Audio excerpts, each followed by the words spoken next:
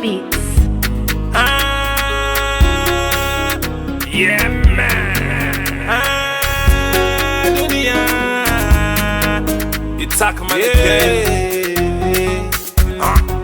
Let go. Shake body, lose body. Forget you trouble. Dance for me. Make you no cry. Jolly, jolly. Waiting God say go be, surely it go be.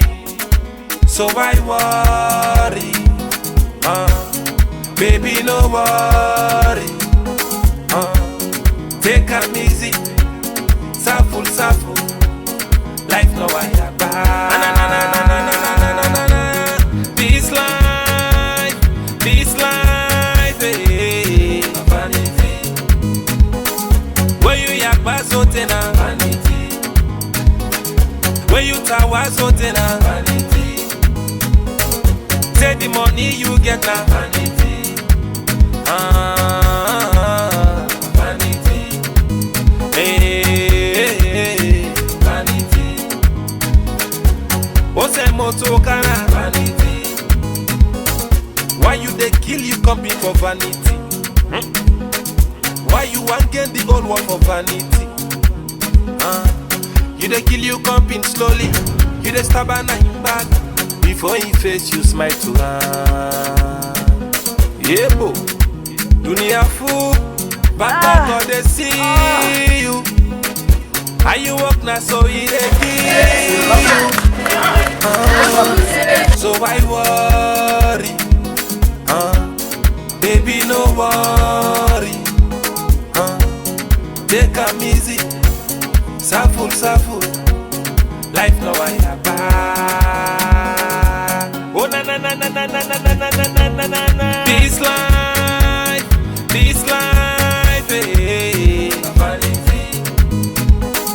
Where you yakba sote na vanity. Where you tawa sote na vanity. Say the money you get na vanity. Vanity. Hey, vanity. Ose moto kana vanity. Yeah, man. With all the property, with all the gbagati, and all the gigishi. Who say you dey care am way to die? Always want to see me dey cry. Yebo. What all man a weather? What all man quick for change? Papa God they see you. How you walk now so he dey give you. So why worry? Baby, no worry. Take am easy. Suffer. Life no wire back.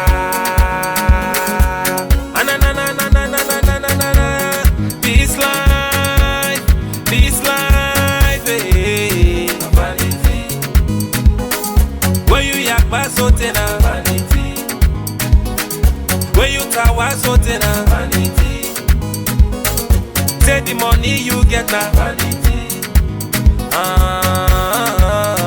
Vanity. Hey, vanity. Ose moto kana vanity. Vanity. Vanity.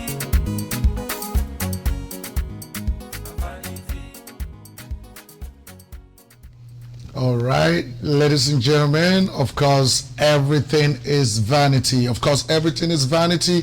That is Akman from Freetown, Sierra Leone, West Africa. That's a brother doing it out there for us.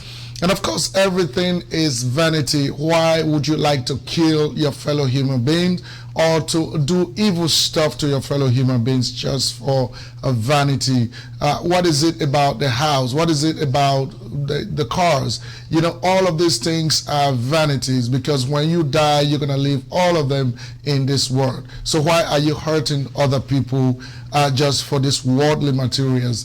And of course, everything that you do in this world, you are being seriously watched by the Supreme Being, by the Almighty God. Right? And so that is the message embedded in Vanity by Ackman from Freetown, Sierra Leone. We want to say a lot of thanks to Ackman for doing that piece of song for us. And of course, this is Sierra Leone Independence Day Extended. Of course, Wednesday, April 27, 2016, made Sierra Leone 55 years after the country was officially declared as independent from Britain or from British colonial rule. And so Sierra Leoneans all over the world are celebrating the 55th independence of Sierra Leone, or the 55th independence anniversary. And that celebration continues right here at Sherix Broadcast Network. And of course, today we are not going to bring you the riddle because we have a load of package for you. Of course, everything today is going to be about Sierra Leone, and it's going to be about the celebration of Sierra Leone's 55th independence anniversary. And so we are expecting the program to be a little extended, and we expect you to sit tight, or probably, really pay attention to some of the information we're going to provide for you here today. Of course, in this broadcast today, we are going to bring you entertainment. We are going to bring you quite a lot.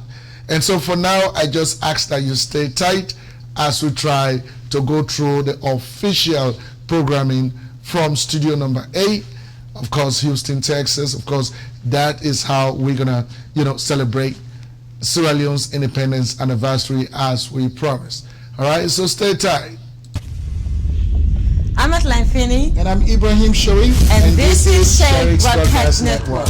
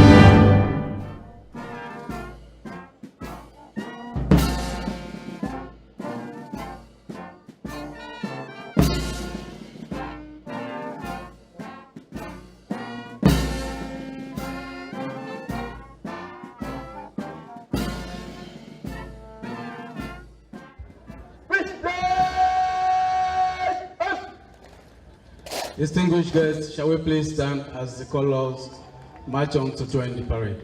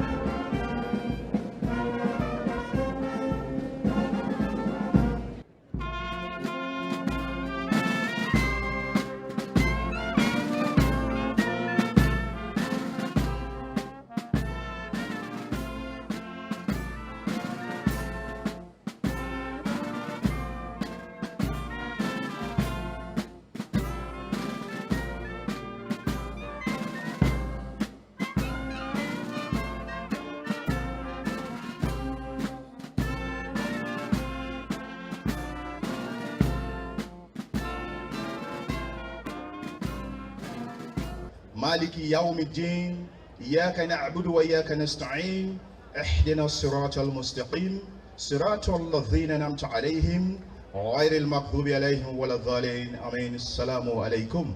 Lord, as we rejoice with them this day in their graduation and passing out ceremony, we pray that you will continue to uphold and guide them to in their new career as young officers and soldiers.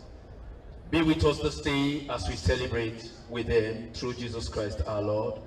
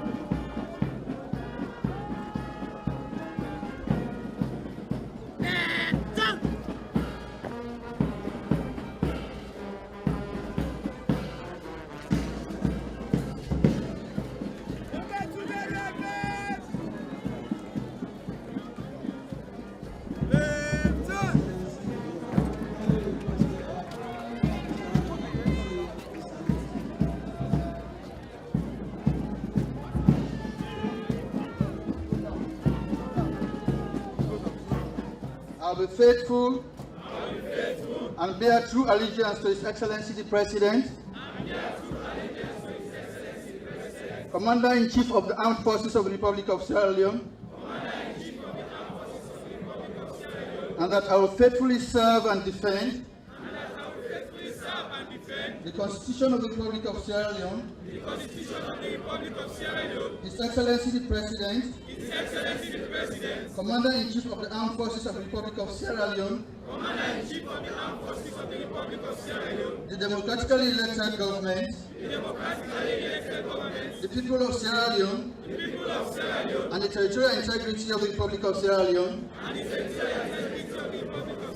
by land, sea and air, until I'm discharged, and will obey all orders of His Excellency the President, Commander-in-Chief of the Armed Forces, and of the officers placed over me, and subject myself to all acts, regulations, rules, and orders relating to the Armed Forces of the Republic of Sierra Leone, now in force, of which may from time to time be in force, during my service. So help me God.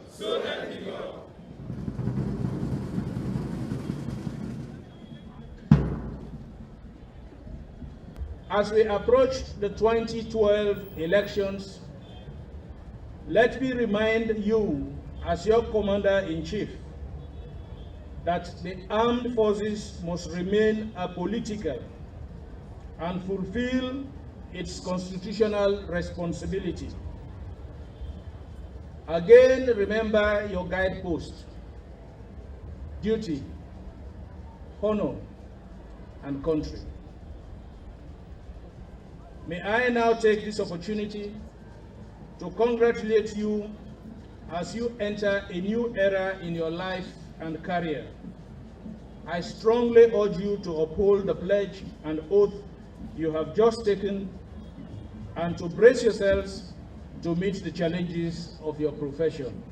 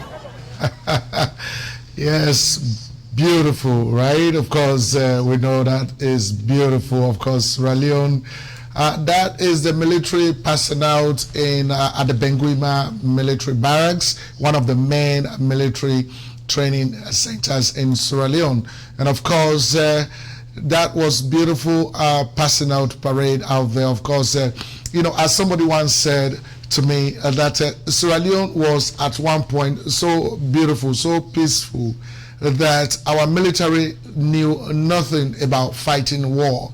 All they knew was they were the best for parade in West Africa. When it comes to military parade, Sierra Leone military is the best in West Africa, and we've just seen it. And so we are very much delighted and appreciative of you know, the military for their gallantry, for sacrificing their lives for our fellow Sierra Leoneans and other Africans. We appreciate that very much. And so, ladies and gentlemen, today we are going to bring you quite a lot of varieties of you know, of programs. Of course, people are in celebratory mood, and so we're going to show you some of those celebrations. And so we want you to sit tight as we continue to unfold the program. All right, we're going to show you that quite a little bit of how people, you know, celebrated Sierra Leone's 55th independence anniversary in different areas. All right, so stick around.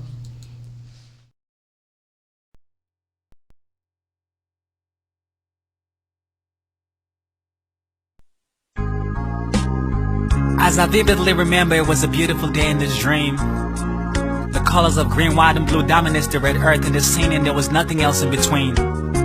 From a distance, you can hear the sweet melodies coming from xylophones and the djembe combined with the heavenly voices of talented singers. I hear legends such as the great John Kanabe, Steady Bongo, and Dr. Allah. Oh, what a delightful feeling I feel. The aroma of spices from indigenous dishes permeates the air as we are all gathered here outside the house to celebrate the 55th birthday of our beautiful and beloved Mama Salome. Mama Salome, where are you? Your children await you, we anxiously cry. But Mama Salome was nowhere in sight, so I decided to go inside and find out why. I walked into a dark room where the only light penetrating was from a hole through the thatched roof, and there she was in the corner sitting in her wooden stool. I said, Mama, Mama. She turned around with tears in her eyes and she replied, what is it, my son? I said, Mama, why are you crying? It's supposed to be a day and we are here to celebrate with you. She said, son, it is with a heavy heart that I tell you this. I am not happy and I'm tired of your hypocrisy. Every year you put on your favorite garments to celebrate me, but what you fail to realize is that I'm dying slowly. Gone is the filial affection that my children once had for me. Gone is the unity and compassion that I taught you all. You've practiced hate to perfection, hindering the progress of a potential civilized nation by injecting venom into the veins of our future generation. Gone is the respect and pride that I once had. You've embraced ignorance. You shun morals and ethics while you blatantly disregard education and integrity. Once called the Athens of West Africa, but now wherever my name is mentioned, it is ridicule that follows my child. So tell me, how do you expect me to go out looking like this? Look at all the scars that you've left on my once rich and beautiful chocolate skin. Look, I say look, my son. I groomed some of you to become strong leaders, but you've never failed to betray me. For a long time you've humiliated me, and for your unselfish interest you've allowed strangers to abuse me. They drill holes in search of treasures that I kept for you and your children, and the children for many, many years to come. Now that is a burden too heavy for a mother's shoulder to carry. Daily I cry as I watch you go astray, turning on each other and shedding blood. You've completely transformed my image for the worse. Poverty, corruption and injustice has been my profile picture on the world's media for a very long time. So look here, my son, you do me a favor. You go back out there and pass on this message to your siblings. Nobody is excluded and you are all responsible for my health. To help regain my strength, I will need you all to stop saying and start doing. Although majority of the damage is caused by those that I put in power, but to fix it is gonna take all of you to change. Unite again, love again, educate again so you can build and rise again. Embrace one another.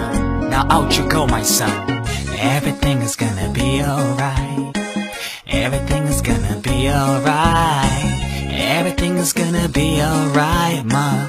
Everything is gonna be alright. Everything is gonna be alright. Everything is gonna be alright, mama. Everything is gonna be alright. Everything is gonna be. So mama, don't cry. Oh, no. Mama, don't cry. Hey, listen. Brothers and sisters, let's help her grow, so mama won't cry. Hey, brothers and sisters, let's help her grow, so mama won't cry. Mama Salon, we love you. Happy 55th, MDG, and I'm out.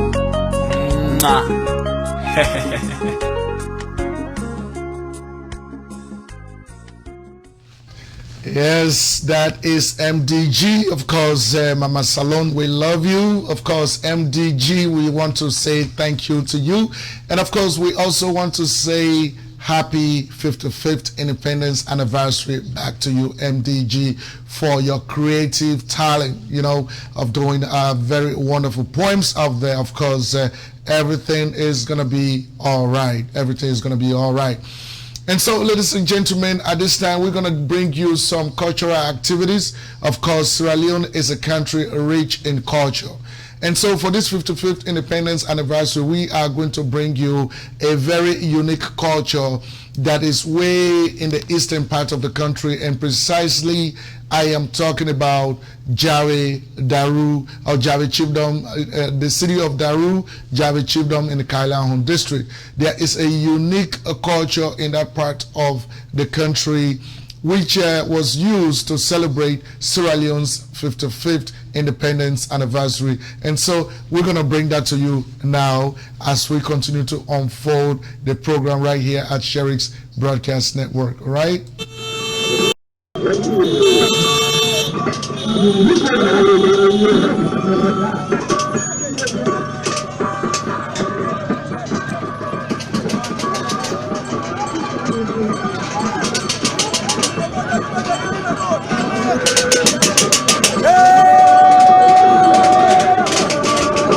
Put your camera back.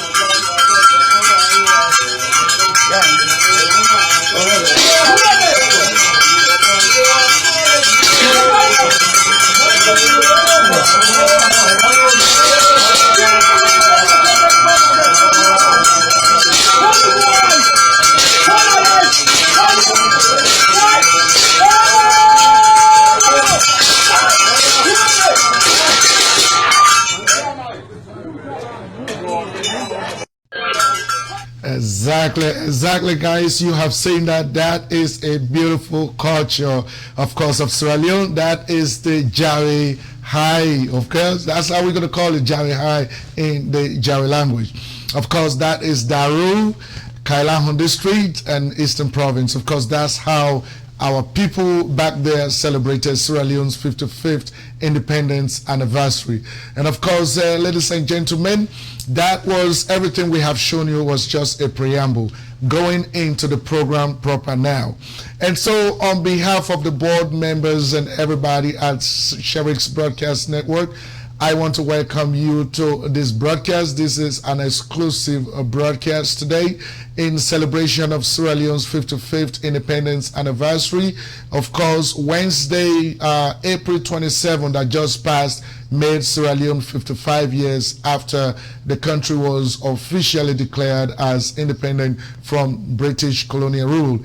And so Sierra Leoneans all over the world are celebrating this special holiday, this special day.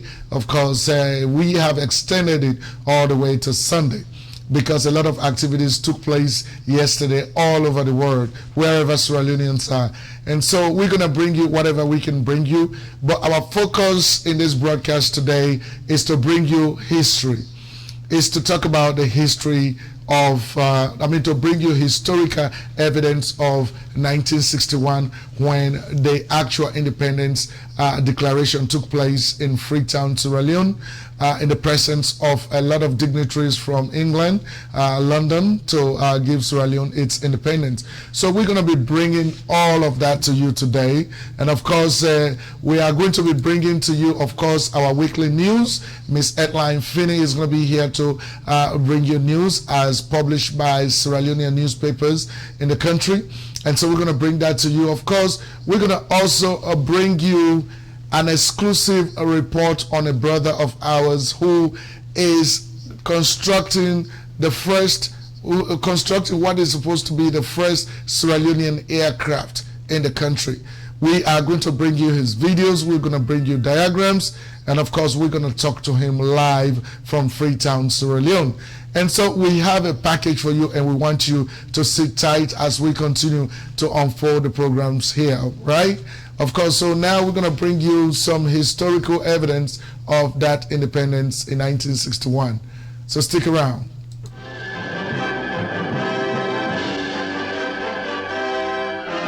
There was a holiday feeling in Freetown, capital of Sierra Leone, as Independence Day drew near. Divine service on the previous Sunday in St. George's Cathedral was a Thanksgiving at which the Archbishop of York officiated. An air of rejoicing could be sensed everywhere.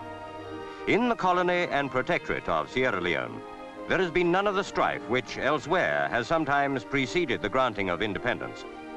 Visible on all sides was the joy of people welcoming their new status, happy that they would soon be standing on their own feet. But there was no resentment of their past colonialism. Long affection between the British and the Creoles ensured a smooth changeover. Evidence that Independence Day was rapidly approaching was the arrival of the Duke of Kent.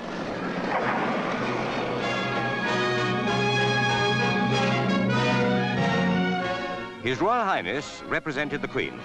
He was welcomed by Sir Maurice Dorman, the Governor of Sierra Leone, who presented Lady Dorman.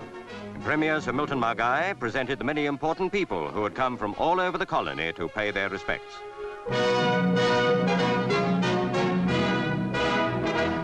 The Guard of Honor was paid the compliment of a proper inspection by a professional soldier.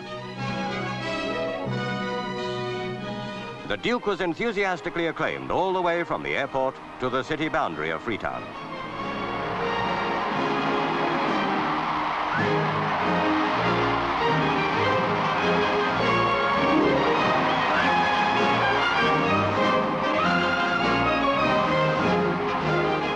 As far back as 1799, Freetown received its royal charter. Now, the mayor and aldermen welcomed the Duke with a loyal address and presented him with a gold key bearing the crest of the city. The forms of British municipal government are punctiliously observed. After that ceremony, the Duke drove to Government House, where he stayed for the next few days.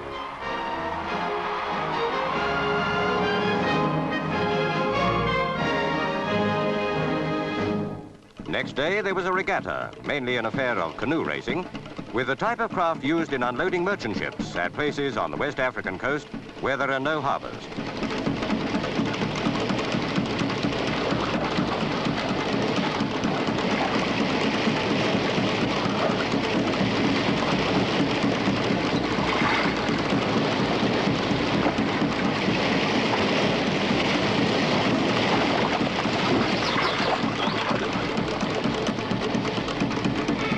Not all the fun was on the water.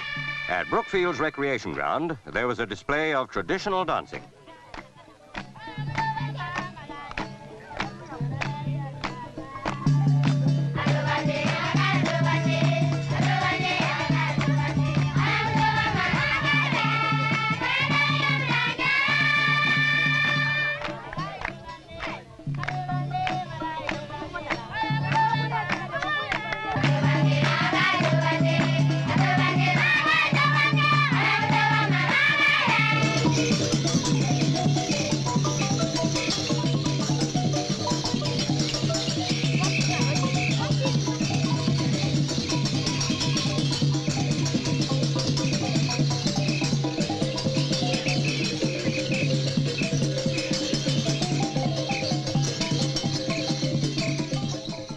At the Government House garden party, the Duke met most of the important persons of the colony and protectorate, presented by the Governor and Lady Dorman.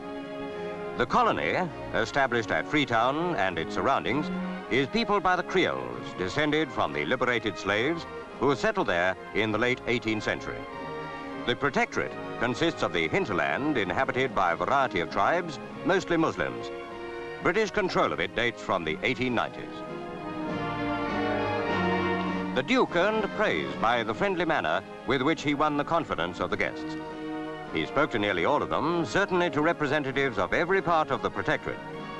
It all seemed to indicate that the old antagonisms between the Creoles and the tribesmen will disappear when independence gives to all of them the feeling that Sierra Leoneans are one nation, women included. Under the new constitution, the House of Representatives will be open to women members.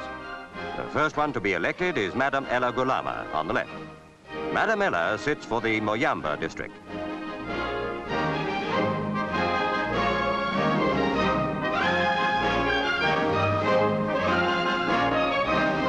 How different it must all have been for rulers in the hill country, not far away, and little touched as yet by European ways. Sierra Leone's Prime Minister, Sir Milton Margai, was a happy man as he drove to the state opening of Parliament. Cameraman Pat Whitaker headed the Pathé film team, putting on record this historic day in the life of the country.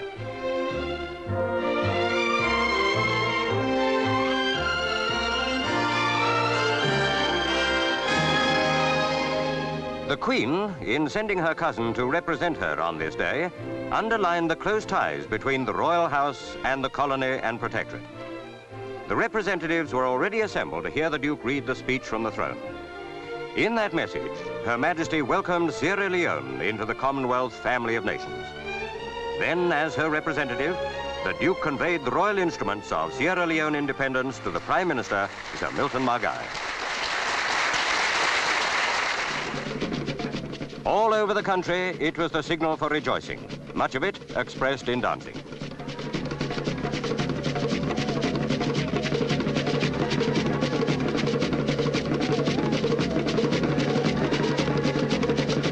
Britain and the rest of the Commonwealth wholeheartedly welcome Sierra Leone into the British family of free peoples.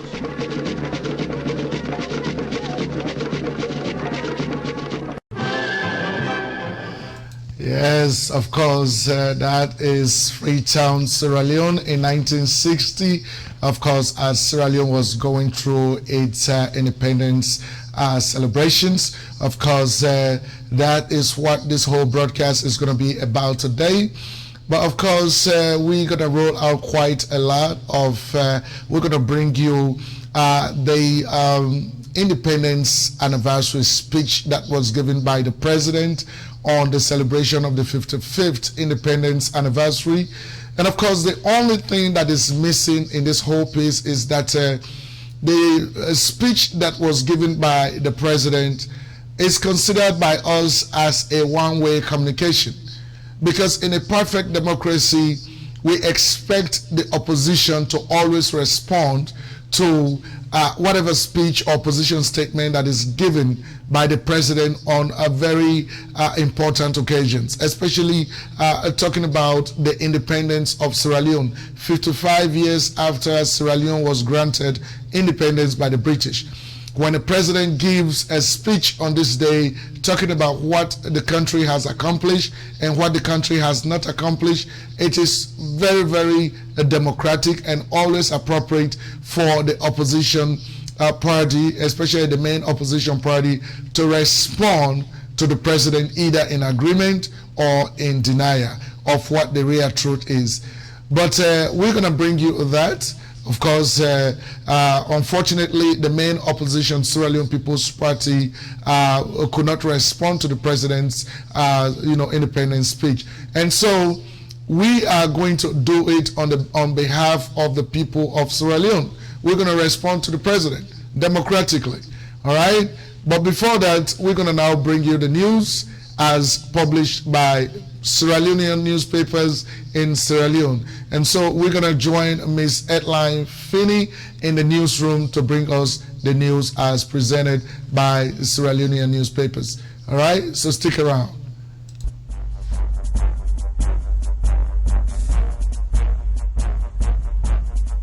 News, sports, entertainment and more. From Sherix Broadcast Network. Presented by the SBN News anchor, Edline Finney. Hello everyone.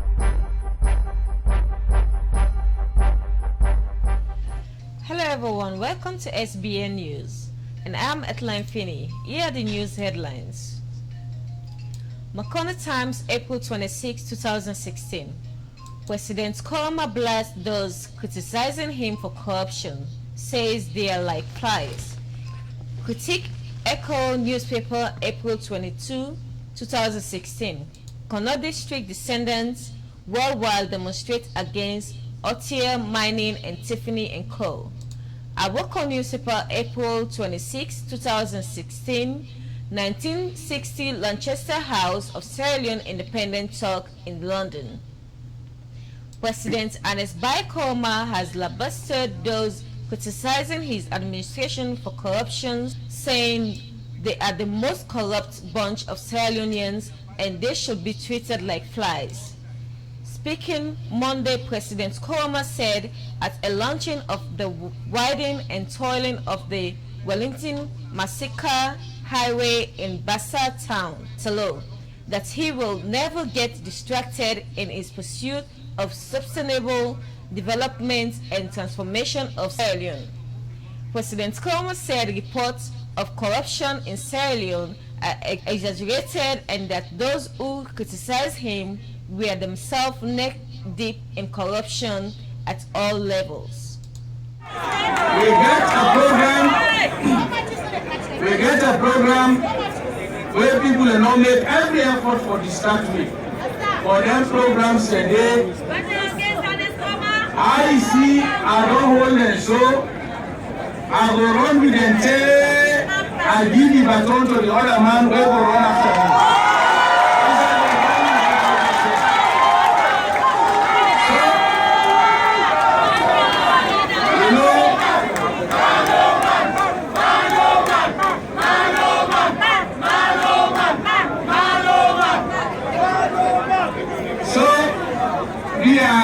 Let us not allow any distraction. Let us not allow any distraction. Not treat them distraction here, like how fly they sit on your body. You will just feel them. You know they look like you will just grab them. You carry on with what they do. Just grab the fly and carry on with what they do. You know they will turn your own body for fly. District descendants worldwide demonstrate against Otia Mining and Tiffany & Co. Another Street descendants are calling for a global demonstration this Saturday, April 23, 2016, to protest Tiffany & Co.'s financial partnership with Otia Group. Otia is the sole owner of Koindu Holdings Limited, which is the subsidiary company that mines diamonds in Kono District and is the largest diamonds mining company in Sierra Leone. In a recent court ruling in Sierra Leone, the High Court determined that Otia is not entitled to pay taxes because the parent company is not legally registered to do business in Sierra Leone. Furthermore, the same court determined that Koindu Holdings is exempted from paying taxes to the local community. This ruling is injurious affront to the ordinary citizens of Sierra Leone, one of the poorest countries in the world, and specifically to the long-suffering multi-ethnic indigenous people of Kono District, which is the less developed region in the country. The Kono District Descendants Worldwide KDDW movement want the world to know that many of the beautiful, shiny, and encased worked in the companies luxury boutiques in first world cities are the stolen tax-free blood diamonds from the soil of our land and impoverished people that a foreign-based mining company wholly owned by an Israel billionaire, Benny Streamers, can operate in cooperation with post-war mercenaries from South Africa without a license and tax-free in one of the poorest and least developed countries in the world, defies all national and international legal norms and ethnic governing mining trade as well as common sense. The demonstration took place on Saturday, April 23, 2016 in Chevy Chase, Maryland, 5th Avenue, New York City, Walnut Street in Pennsylvania, 400 Oxford Street, and 145 Salneuil Street in London, UK, to end Tiffany & Co.'s financing of suffering, exploitation and corruption within the indigenous communities and the environmental degradation of Koindu city. The 1960 Lancaster House Sierra Leone Independent Talk in London. April 27, 2016 is Sierra Leone's 55th independence anniversary.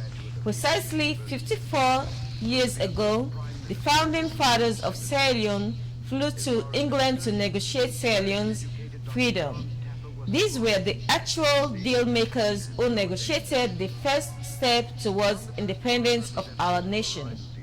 Sadly though, all of them are now dead, but it was at the Sierra Leone Constitutional Conference held in Lancaster House, London in 1960 that a new constitution was drawn.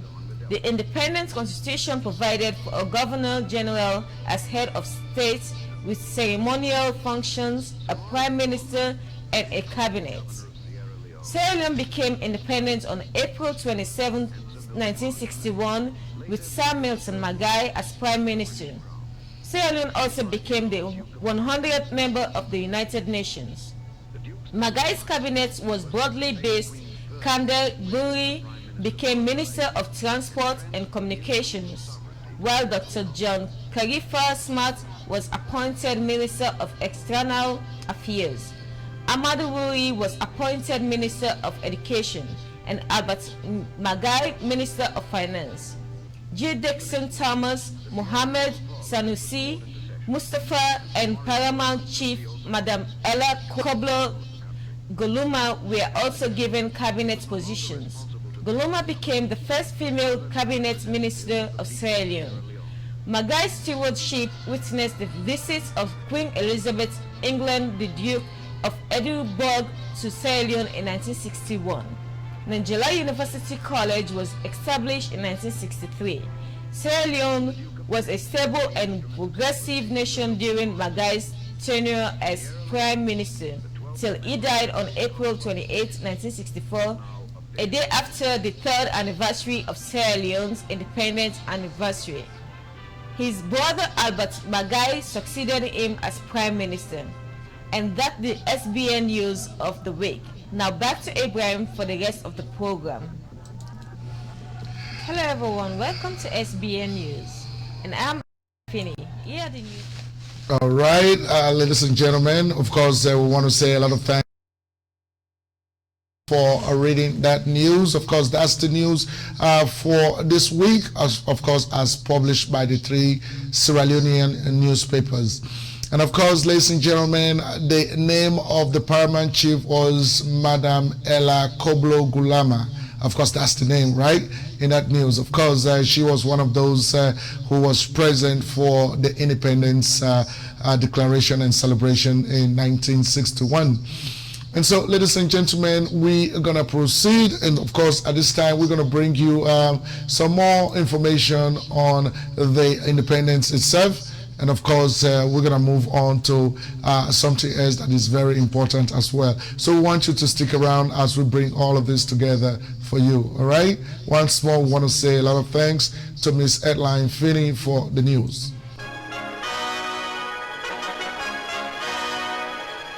Britannia came into Freetown Harbor, 2 destroyers and a frigate in escort. The Queen had come to Sierra Leone. There was a salute of 21 guns.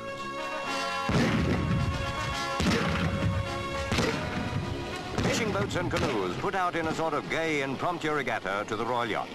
The first to say welcome. The official greeting a little later. More formally, the Governor-General, Sir Maurice Dorman, and his wife waited on the quayside.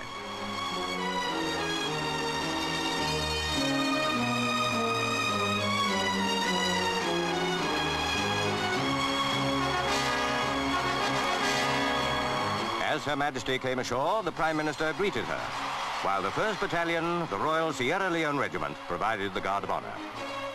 For 150 years, this country was under British rule. And now, in its newly won independence, it continues in much of the old tradition. For this regiment, which in the World War fought with gallantry in Burma, the royal visit was to be particularly memorable, the Queen having promised to present it with new colors while she was in the country. After the inspection, the Queen's car led the official procession on the way to Fort Thornton. A royal progress enthusiastically cheered all along the route.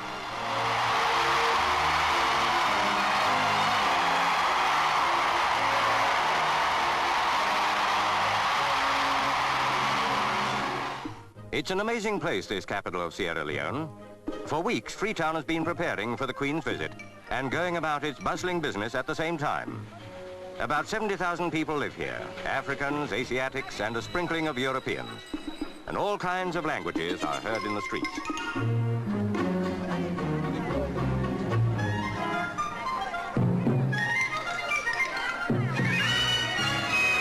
Nearly everything anyone can want can be bought in the market at Freetown. Africans rescued from slave ships were settled here more than 150 years ago, and the word free and the idea of freedom are cherished. One reason why they have an affection for Britain. We helped their ancestors to win liberation from slavery. We encouraged freedom in trade amongst themselves. And when at last Sierra Leone desired political independence, it was willingly granted.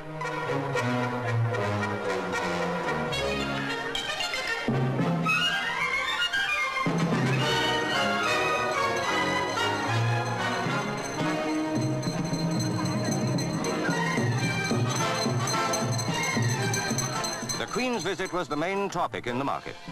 And then on the big day, Victoria Park was crowded for Freetown's civic reception to Her Majesty. The Duke changed into civilian clothes for this municipal ceremony. There was nothing military about the proceedings. The chief functionary was the mayor, and his office is clearly modeled on British lines. An illustration that free institutions will flourish everywhere, given the chance.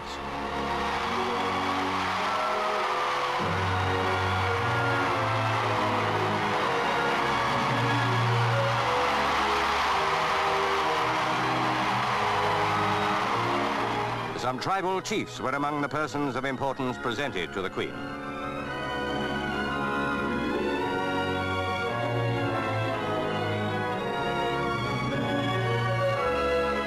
For two young people, it was a day they'll never forget. The little girl presented a bouquet, and very well she carried out her duty. The boy handed a buttonhole to the Duke. A pleasing, informal touch, almost at the beginning of the royal visit to Sierra Leone.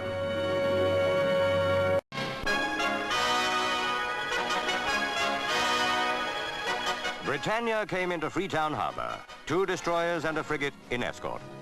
The Queen had come to Sierra Leone. All right, ladies and gentlemen, we are going to bring you, of course, we want to say a lot of thanks to you for working with us out here, of course, for being with us as we continue to bring you news and information about the Sierra Leone Independence Declaration in 1961. Of course, on your screen right now, you are seeing a gentleman, one of the gentlemen of Sierra Leone. Of course, that is Honorable Alpha Timbo. Alpha Timbo has come a long way. Of course, there is an obvious reason why we have decided to bring up Alpha Timbo at this point. It's because whilst our founding fathers were busy putting plans together to formally, engage in the Declaration of Independence for Sierra Leone from the British. Of course, Alpha Timbo's mother was in labor, giving birth to this son of our swell. And so Alpha Timbo was born on April 27, 1961 on Independence Day. Of course, that's the man right there. Of course, he has served in various capacities. He has always stood out there for causes for Sierra Leoneans. He was the Secretary General for the Sierra Leone Teachers Union for 10 consecutive years. And of course, he left an indelible mark, positive product in around the teachers. Of course, for the teachers, he fought for the improvement of service and conditions for teachers, and that took place. And of course, he also fought for condition of the Labour Congress for employees in Sierra Leone. He was able to champion the establishment of the Social Security and Trust Fund in Sierra Leone for the very first time.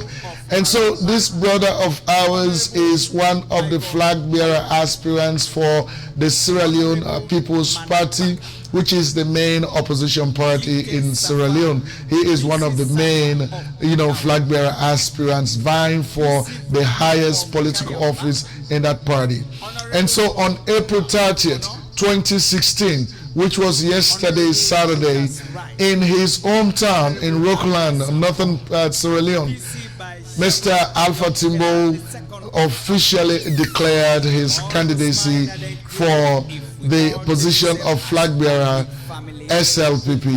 All right, so he's now official and he's gonna go into campaign gear. And of course, what is interesting about what this brother of ours did was, he kept the core values of the SLPP, because SLPP was formed as a countryman's party. And what countrymen do is their children, or especially their sons or even their daughters, whenever they want to take a major step in their lives, they go back and ask for their blessing.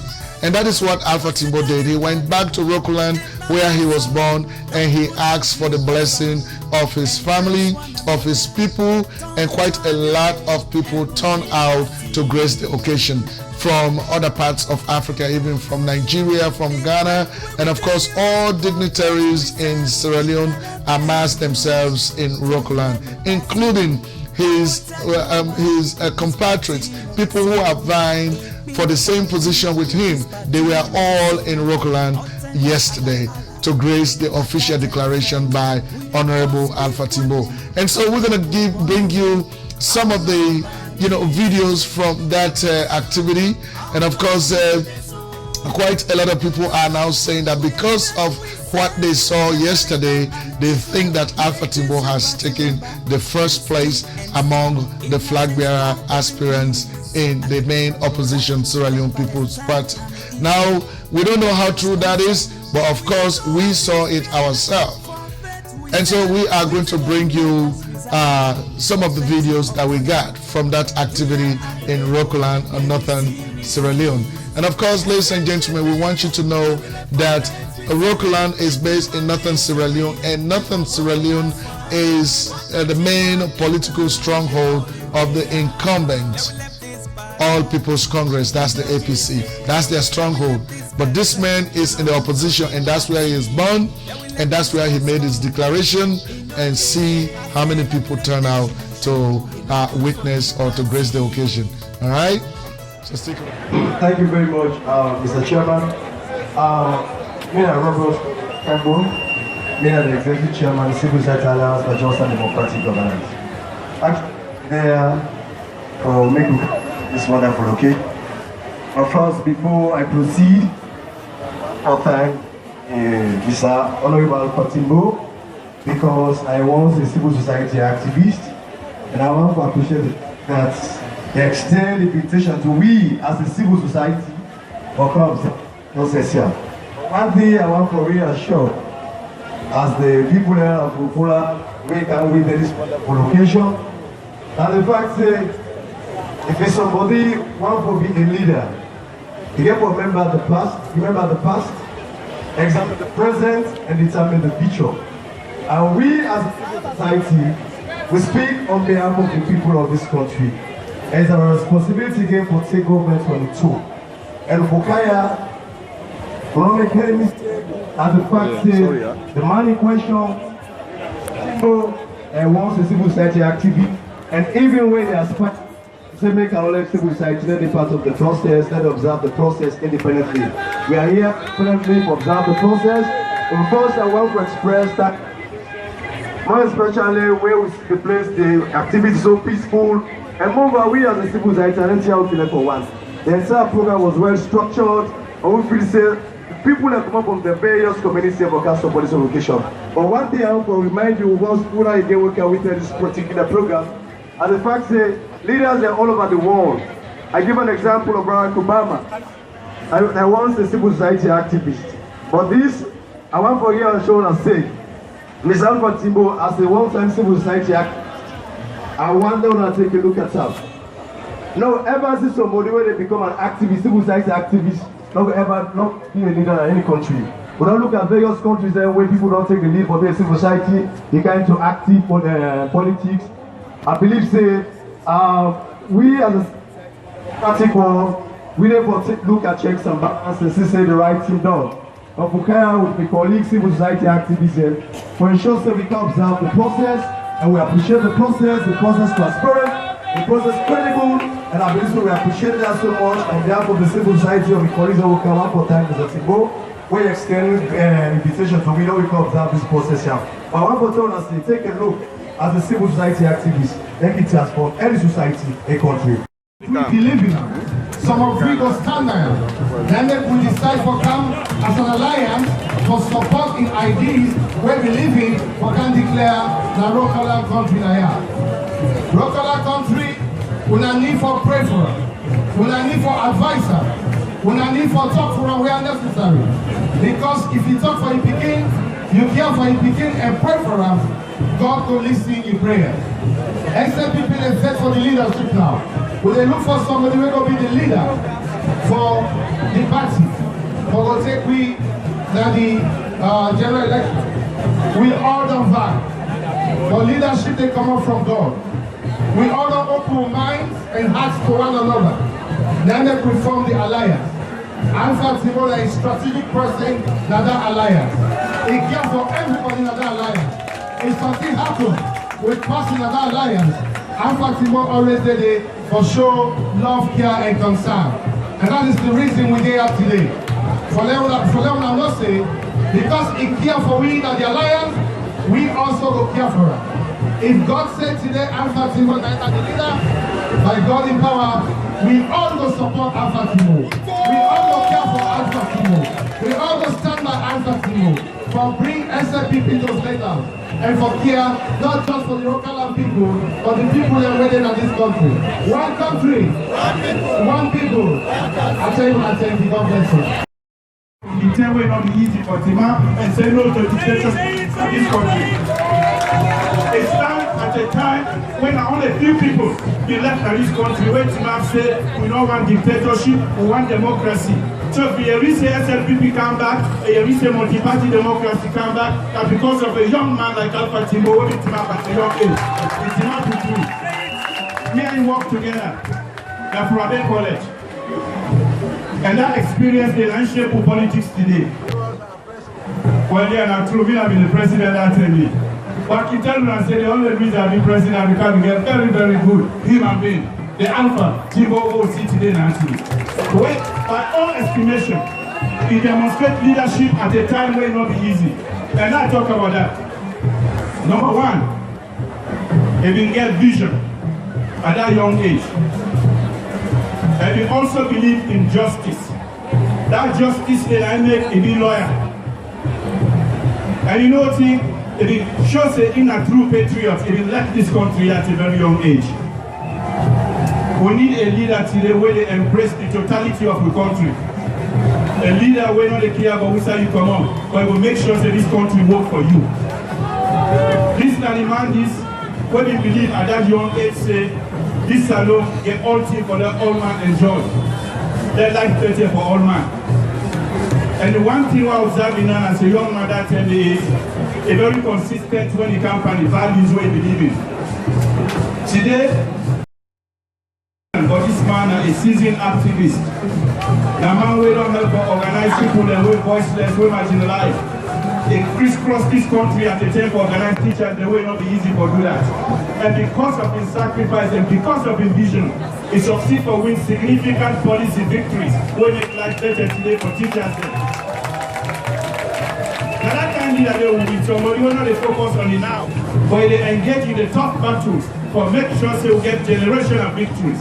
So teachers them till they will start their career, then they need certain benefit of the profession. Now because it paved the way for that battle day. And they win. Now make life better. But I know what in the family the country there at a critical juncture. Everything on broken as I know today. All things where SLPP put in place. By the way, the Honorable Alpha Timo, your comrade and brother, and be part of that effort for the SLPP fix this country. All institutions will have been.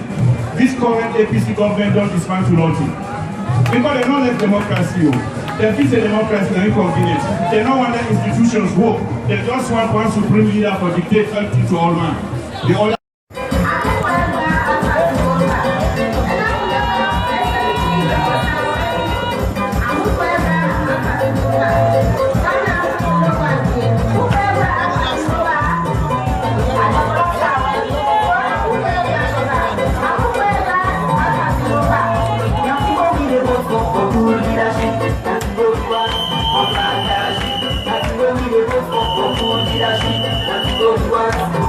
Leadership,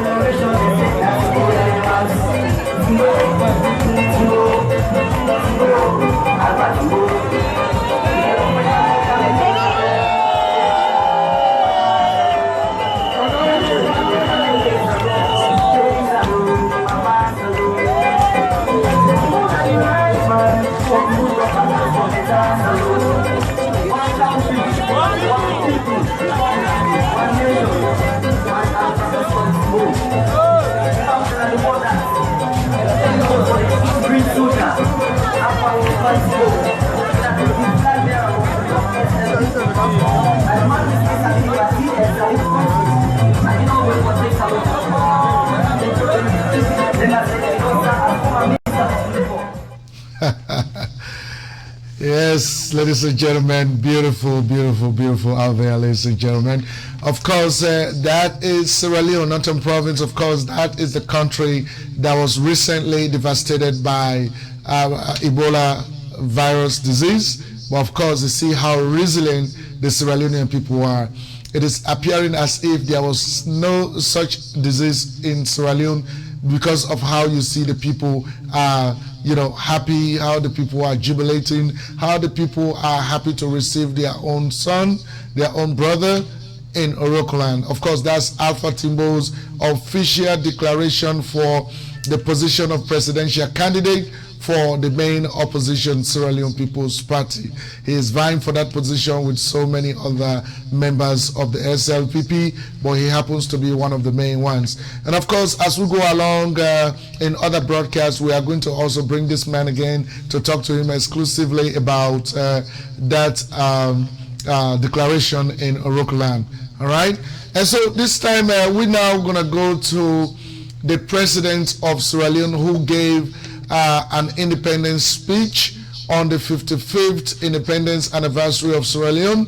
He gave a speech, and of course, like we said earlier, in every democracy, it is very, very necessary and appropriate for the opposition to always respond to speeches and position statements that are issued by either the president or government on very important occasions. So one of the most important occasions in Sierra Leone is our independence anniversary.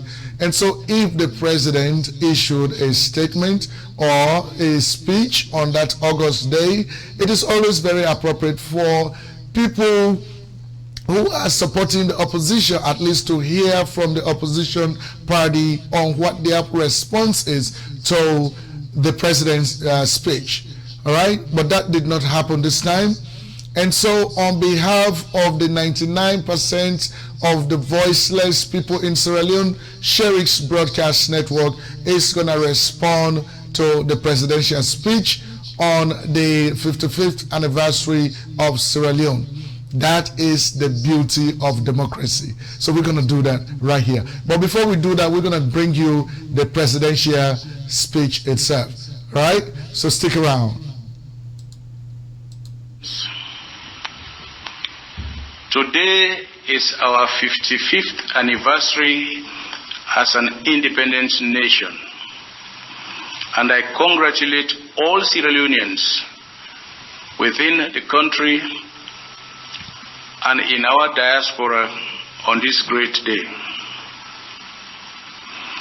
Our country has been tested severally in the course of our history as an independent state.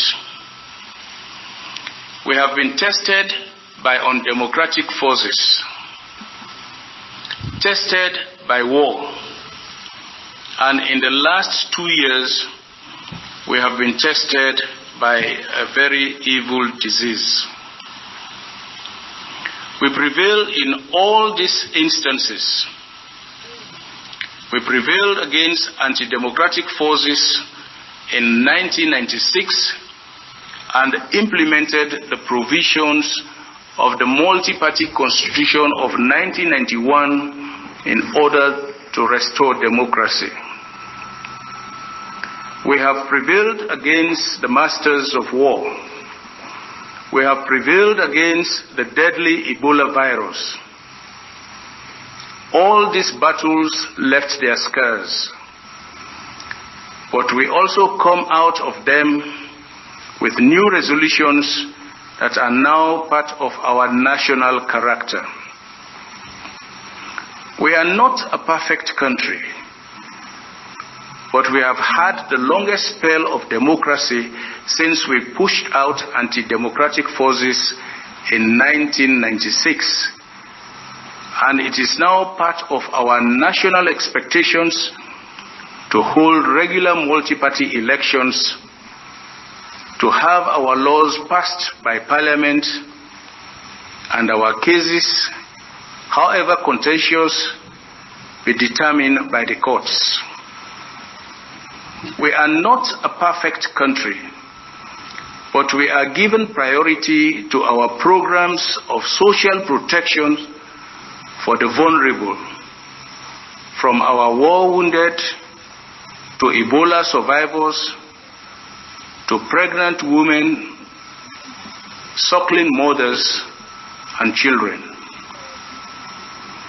We may be less than perfect in implementing some of our programs, as there are some officials who divert resources meant for our schools and hospitals and other government programs. But we have ensured that these are no longer kept under the carpet. We have empowered the audit service to call them out. We have empowered the Anti-Corruption Commission to prosecute the accused. We have empowered Parliament to hold public hearings all over the country. The results may not be as perfect as many want them to be, but what we have done is a far cry from what used to happen when audit reports were not seen by the public and when there were hardly any prosecutions of the corrupt. We are not a perfect country, but we have moved the farthest into rebuilding the infrastructure of this land, from roads to waterworks and health centers, and changing for the better the cities and townships of Bo, Makeni, Maburaka, Moyamba, Kwedu, Lunsar, Kailong, Pujang, Bond, Potloko, Kabala, and Kenema. Of course, what we have done is still not enough. There is still a lot to do. But we have, as Sierra Leoneans, been lauded for how far we have come to sustain our democracy, rebuild our infrastructure, maintain peace, and contribute to world stability by sending peacekeepers to other lands. There are some amongst us who tend to only point out what we have not done or what we should have done better. There are those amongst us who are so engrossed with what is not perfect about us that they fail to acknowledge the many actions we have taken together to move this nation. This is the nature of democracy. People have right to see or not to see achievements. People have the right to be blind to successes. People have the right to talk as if nothing good has happened. People have the right to oppose. Opposition is entrenched in a democracy. But let us be reminded that we are being lauded nationally and internationally for our resilience in rebounding from war and military rule, for conducting credible elections and census, for moving to rebuild our country, for being amongst the safest countries in the world, for being amongst the most religiously tolerant, for being amongst the most hospitable people. These are no mean achievements in a world where bigotry is on the rise, where there is war and destruction in many lands, where insecurity rocks even advanced nations, where xenophobia and abuse of human rights are on the increase in many regions of the world. But we should not pat ourselves on the back and become complacent. We must continue to move forward. This is a youthful country of 7 million people full of energy. That is why I have appointed so many youths to very responsible positions.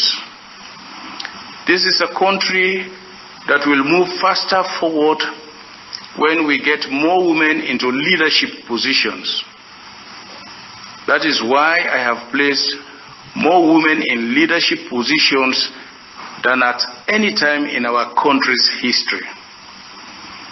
Our determination to move this country forward is still very strong, and we will not be distracted. We shall not be distracted from rolling out post-Ebola recovery program. We have just completed the rollout of the first phase, and already there are signs that we are getting back on track. We have put our farmers back on the fields. The nets of our fishermen are back in the sea. Our children are back in school. Business activities are regaining momentum. The sick are regaining confidence in our health system and are going back to health facilities. Many more of our compatriots are benefiting from our social safety programs.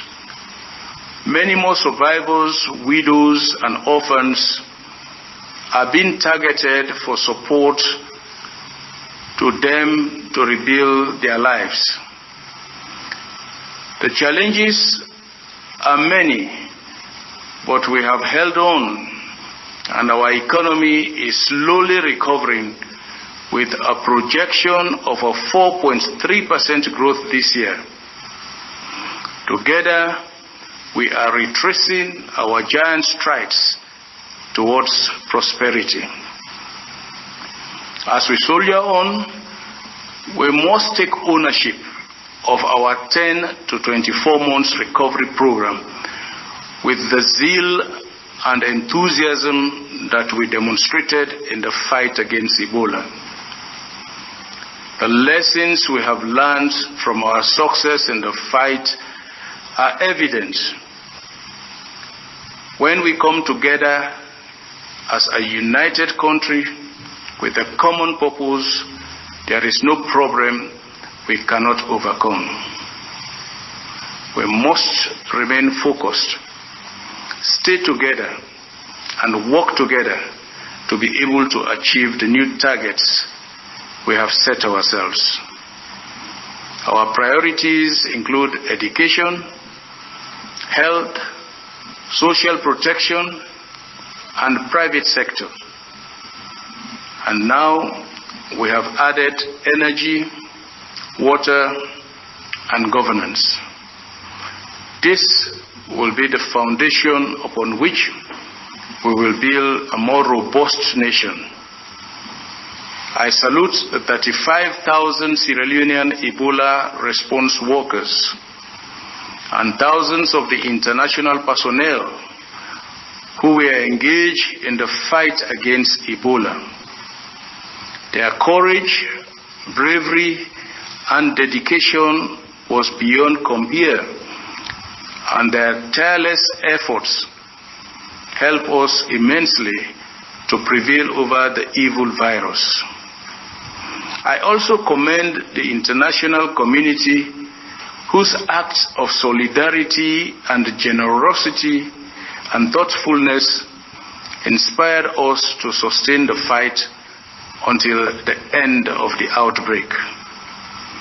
We remember with sadness those who lost their lives through contact with the virus, in particular the doctors and nurses and health workers who made the supreme sacrifice. I salute the resilience of our people. We still have a lot to do, but we shall never waver in our commitment to doing more. And together, we shall achieve the goals of our aspirations. I wish you all a happy Independence Anniversary.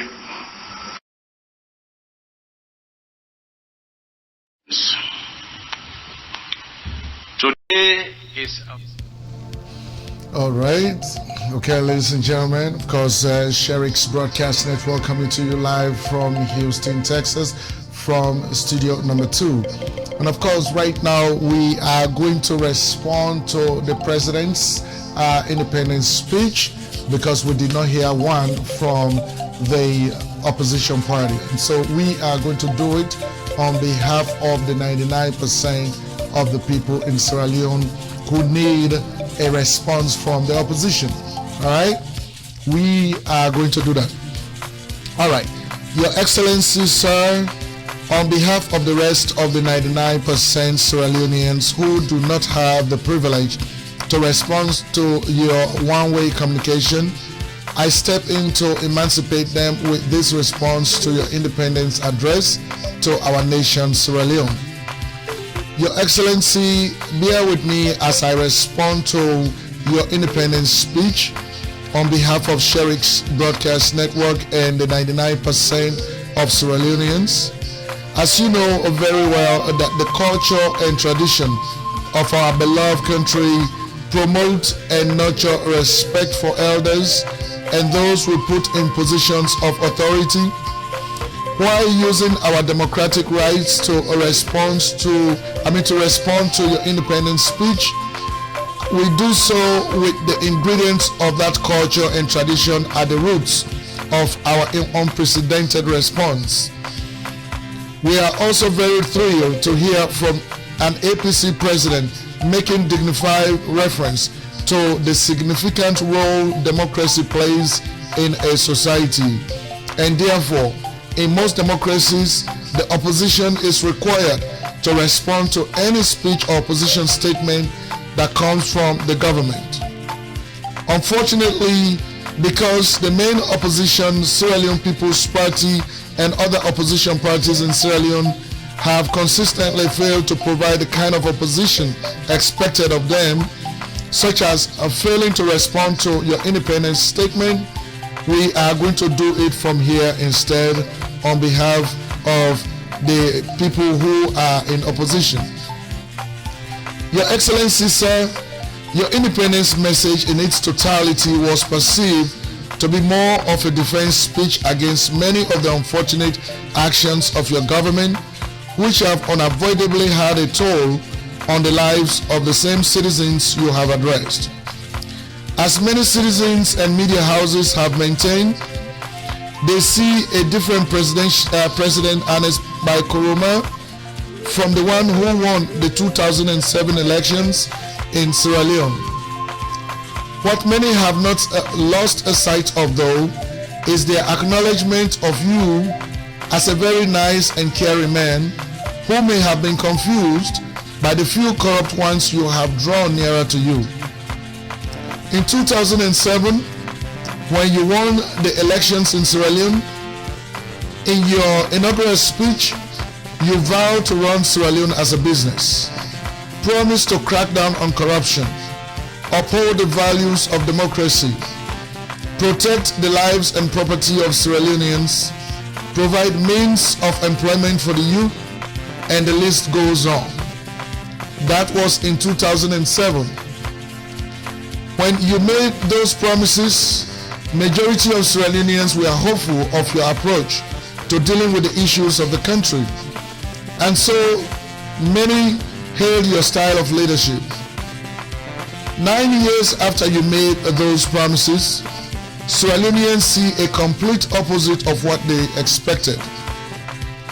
Your Excellency, sir, With your knowledge of Sierra Leone being a country that you led, just 5 years after it emerged from the most brutal civil war, with its economy battered, with weak government institutions and a fragile democracy, any business-minded leader must understand that it takes what it takes to run such a country as a business, and such a leader must not resort to defending himself or herself when things do not go right. Your Excellency, sir, you are aware that Sierra Leoneans, resilient by nature, are people with forgiving hearts once no one takes advantage of them. Your job description required you to have created the environment that will guarantee your promises. Your Excellency, a country infected with a deadly Ebola virus cannot be run as a business.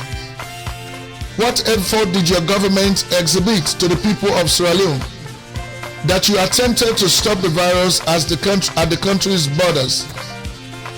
And blaming a sovereign country's major health crisis on decisions made at the World Health Organization cannot be used as an excuse. When the disease made its way into the country, with the global community pouring in millions of dollars to deal with the crisis, about $14 million of that money went missing and unaccounted for. How have you cracked on corruption as you promised if you cannot bring those who siphon the missing money to account for them? Your Excellency, Sierra Leone is named by Transparency International as one of the most corrupt countries in the world under your presidency. What do you think that has to do with your legacy? Your Excellency, sir, look at those you have appointed into government positions, institutions and parastatals since you took power in 2007. Your appointees are either members of your political party or were born and raised from the north. Your appointments is a clear display of a politics of non-inclusion. Is that how you uphold democracy, Your Excellency? Your Excellency, sir, look at how you have distributed the national resources among specific areas in the country. Wherever your development programs have gone are areas where you and the APC party were either overwhelmingly voted for in the past 2 elections or received support from, leaving out areas that are supported by the opposition Sierra Leone People's Party. A case in point, construction of city streets in the country. Makeni, yes. Bo, yes. Kenema, no. Are those actions semblance of nurturing democracy or pushing a one-party mentality back on Sierra Leoneans? Mr. President, when many of us see and hear our sisters who were lied to by so-called employment abroad programs and who are going through terrible human rights violations in a country like Kuwait, including physical and psychological trauma, with other countries rushing to get their female citizens out of that country, what have you and your government done to help those sisters of ours? How about the hunger and starvation that are killing our people across the country? How about the lack of hope among the youth of the country who are now almost living in despair? Your Excellency, sir, you want Sierra Leoneans to rely on the recent census report that was issued by Statistics Sierra Leone as data for the implementation of future development programs in the country. But when we vetted the entire combination of government activities that culminated in the human resources that were used to organize, conduct, and issue the census report, we are inevitably left with with so much discrepancies, political game plan, and unprofessional approach to a very important government program. The officials who manned the Statistics Office, Sierra Leone, at the time of the 2015 census fell far away from the benchmark requirements for qualifications of those who are to man such an important office. Instead, the officials were either members of the APC or had very long ties to the party or the Northern Province. How can Sierra Leoneans rely on such a census report that they see as being manipulated in favor of the incumbent government? And lastly, Your Excellency, we recently saw you in a meeting with other political parties where you asked them to endorse your request for the extension of the term of office of the members of the National Electoral Commission, because, according to you, they have done a good job. Mr. President, a term of office is a term of office. It is a bad precedent for any violation of what a term of office is supposed to be. It is a bad precedent for any violation of what a term of office means.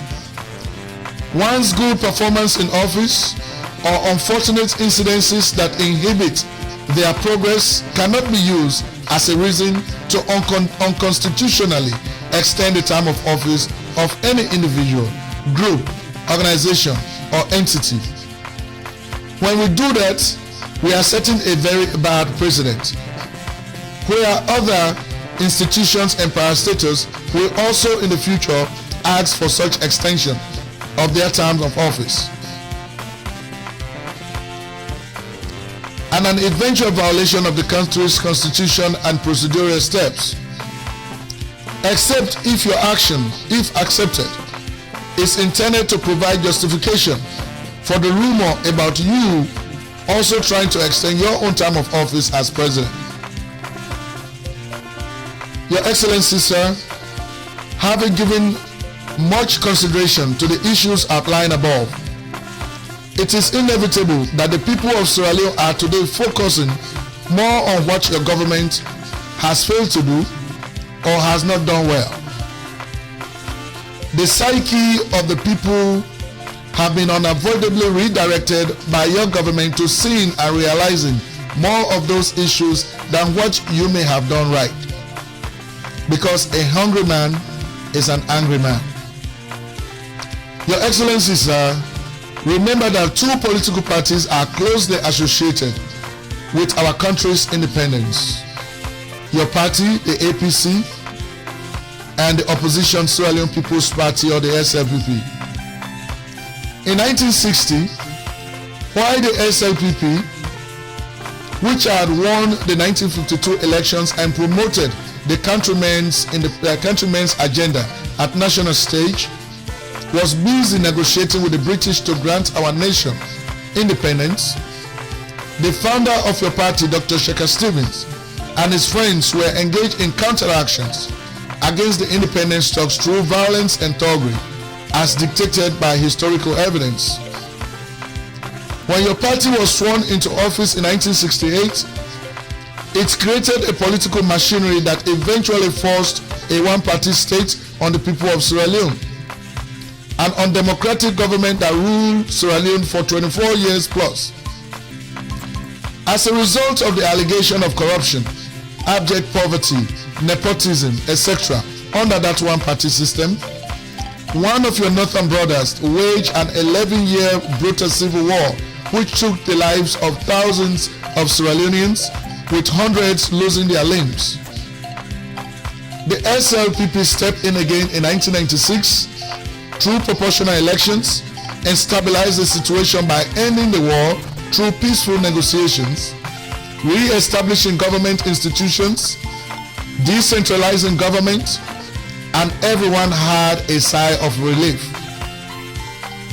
While the Ebola virus disease would have been stopped at the borders of Sierra Leone, it made its way into the country, and while it devastated the lives of our people, we were at the same time going through constitutional crisis purely as a result of egocentrism, with our country being classed as one of the most corrupt nations on earth. So indeed, Sierra Leoneans are frustrated with these unfortunate developments. Do they have hope that the status quo will change? Yes. So while we celebrate the 55th independence anniversary of Sierra Leone, we must remain cautious of what we do today that will predict our tomorrow. We must ask ourselves the question, what has Sierra Leone benefited from 55 years of being independent from colonial rule? That is our response to the independence speech by His Excellency President Ernest Bai Koroma, President of the Republic of Sierra Leone, presented on behalf of the 99% of Sierra Leoneans. All right, thank you very much. And so, ladies and gentlemen, that is the response from us here. So we want you to continue to stick around. All right.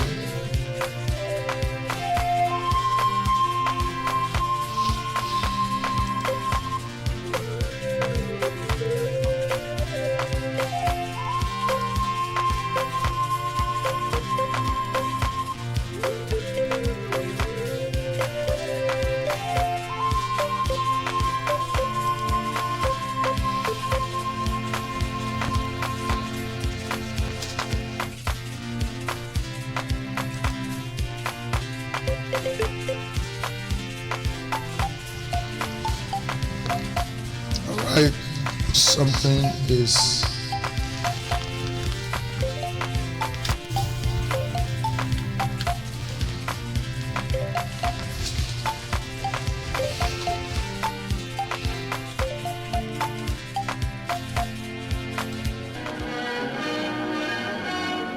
The Queen saw something of the essential Africa, of the past, which is still a cherished memory in the parade of the chiefdoms in the Beau Durbar. To these gay folks, Her Majesty was Mrs. Queen, wearing to their great delight a tiara. For their part, they went all out to show that they were subjects worth any monarch's having. Paramount Chief Ndawa heads the Badgia chiefdom. He was carried in a hammock as befits his rank. Each chiefdom has its own devil, well camouflaged and nowadays always good for a laugh. In the past, and not so long ago at that, the devils were believed to have terrifying powers.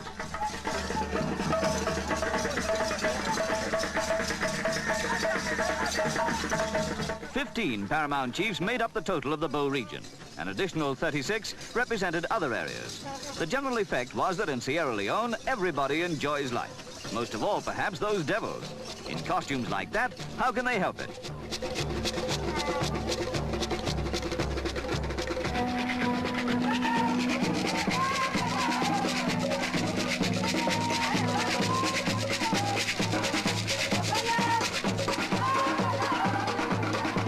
Pausing at the dais, one paramount chief advanced to pay his respects to the Queen, rather as one ruler to another. Then a word with the Duke. All right, ladies and gentlemen, so the celebration continues right here from Sherix Broadcast Network. Of course, next we are going to bring you some of the activities that took place in Sierra Leone in the new era. Of course, we are talking about when a multi-party democracy was restored back in the country, some of the activities that have taken place in the country. We advise that the video we are about to show you, there are some section of it very graphic, and so we advise that you use your discretion to see it. All right? The international community and President Kaba's government come under fire from the media, which publicizes the amputations and the atrocities committed by the forces loyal to the government. Fearing that the situation will worsen and the truth of the crisis will be revealed, Kaba's government is forced to sign a peace treaty and enforce it. In the meantime, the new UN Security Council's resolution praises the contributions of the ECOMOG forces in establishing peace and stability. They took upon themselves, they came here, they killed our people. At Trandon, entire community became silent, they were mute over it. And we are becoming disgruntled. You know, the same thing they did in Rwanda, the genocide. They were mute about it. ECOMOG is the sole means of protection for ordinary people from rebel atrocities, and presents the only hope in the short term of bringing peace and security to Sierra Leone. The courage, determination and sacrifice of the ECOMOG soldiers from Nigeria, Ghana, Guinea and Mali deserve our praise and gratitude. ECOMOG's deployment in Sierra Leone has represented a milestone in the development of regional peacekeeping, which the Council has rightly commended. This improvement has been heavily dependent on international support for ECOMOG.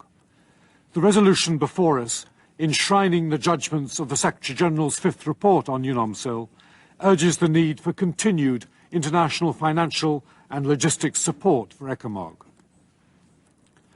A large part of the new UK assistance package of £10 million announced by Foreign Secretary Robin Cook on the 2nd of March will again go to ECOMOG.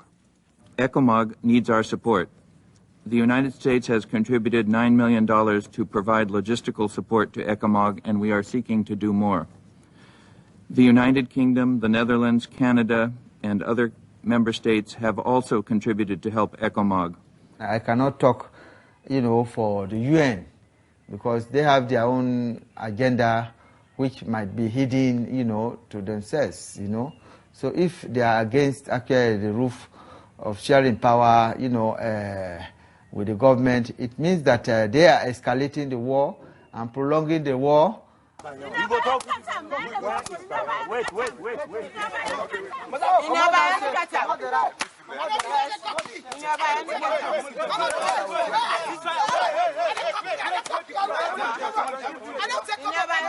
How many sisters they give you?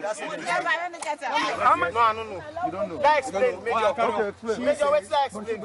The time Nami push the motor, Kami and Kini Brahma. Kini Brahma there for witness. This man where they drive this so. But not be your mama this? Yes, but I not been there. That explain. Mama they lie for you. When I explain, give me Major. So your mama continue with this man. Continue with this man. Wait. When I'm Jim, I'm going to Jim. Major. Don't call my name here. Don't call my name. Call my name, I'll fire you. I'm Commander Saidu. I'm Commander Saidu. Eh? All right, just Commander Saidu captured. English or Swahili talk? Okay. Talk. What's your name? Me, Lieutenant M. Kamara. Sorry? Lieutenant M. Kamara. Elias. What's your name? Know you as? Elias Lieutenant Safaiko. Not you know the Captain Kotan? No. What's Elias waiting? Lieutenant Safaiko. Go there. Let's take a picture.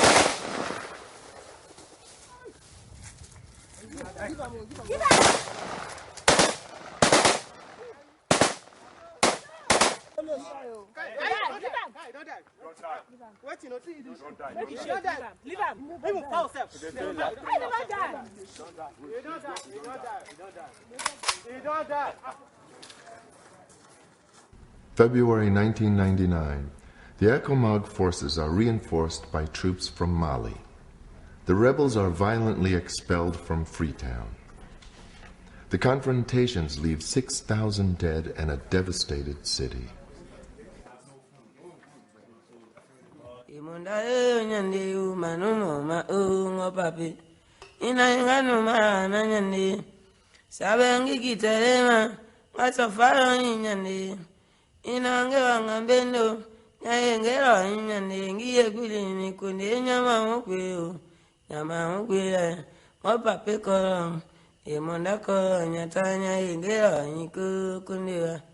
Cluster bomb that weigh 250 kilograms, 50 meter high, made in Sweden. Four is dropped in a small village with a diameter of 300 meters. Do you know the destructive capacity of that? You know that cluster bomb had primary and secondary explosion. You look at the village, the diameter is not even 300 meters. You see any moving object, even goats. Those areas are rebel areas, so you just drop cluster bomb indiscriminately. Whether the man is RUF, FRC, SLA, you don't want to know. You main whole of them, they are behind the line. You see them. They are behind the line. Thousands of them are dead. You know, you cluster bomb within a fraction of a second, kill 200 people in Kenema area or fighting them. 10:30 in the morning. Yes. A MiG fighter, brand new MiG fighter, funded by Britain. We know it, giving logistics. 10:30 in the morning. Keep people in a village called Galeon, which is not even 200 meters. More than 200 people, because of cross-firing among ourselves and the ECOMOG, they were moving to Kenema. The Alpha jet appeared on the spot. Turn around, you don't want to know. Just a group, a release 2 cluster bomb right there. What atrocity more than that? Tell me something. What atrocity? I mean, more than flying and devastating people's houses, dropping bomb houses, demolishing whole villages. La situation elle est tragique. Elle est tragique parce qu'il y a toute une population qui est quelque sorte.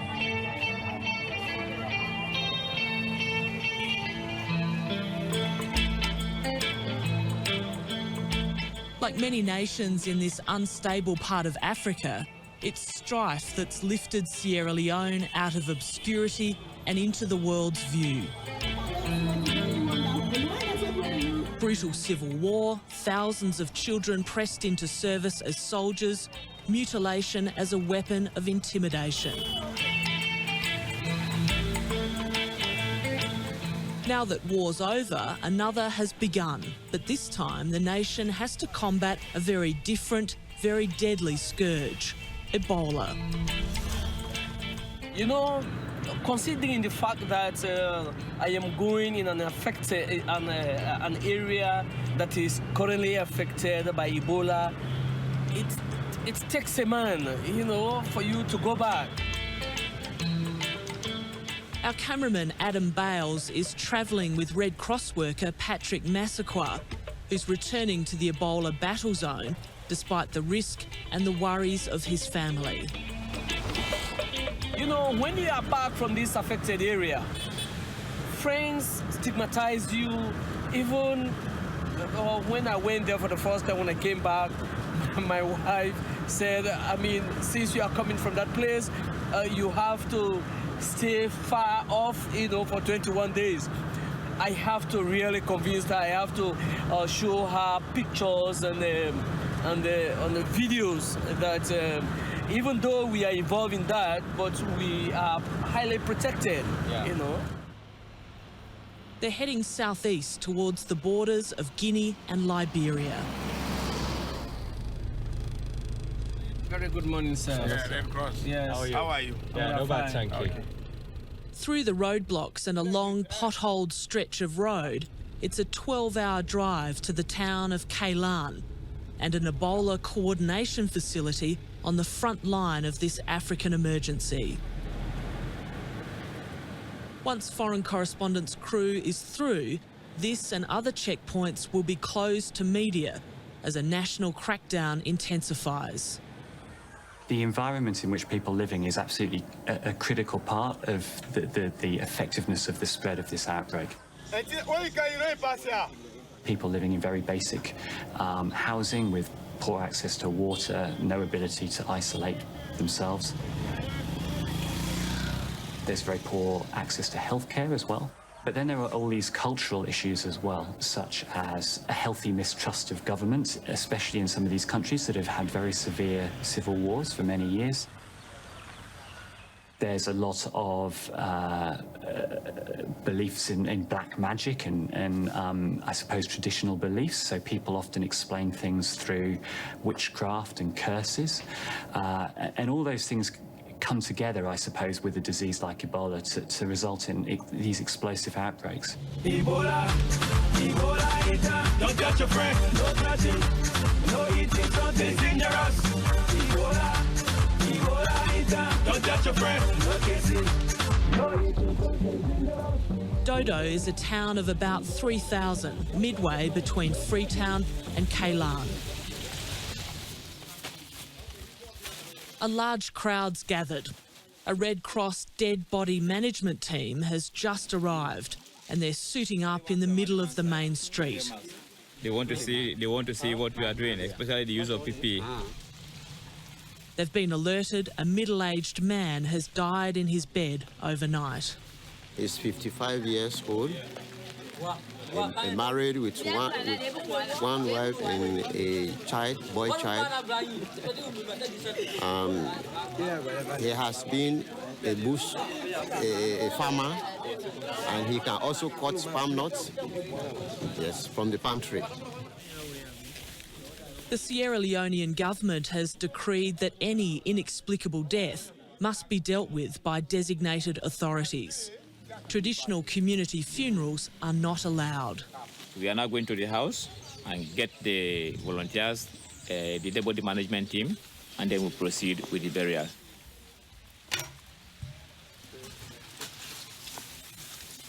So while the circumstances of this man's death are unclear, his body is being handled as if he had died of Ebola.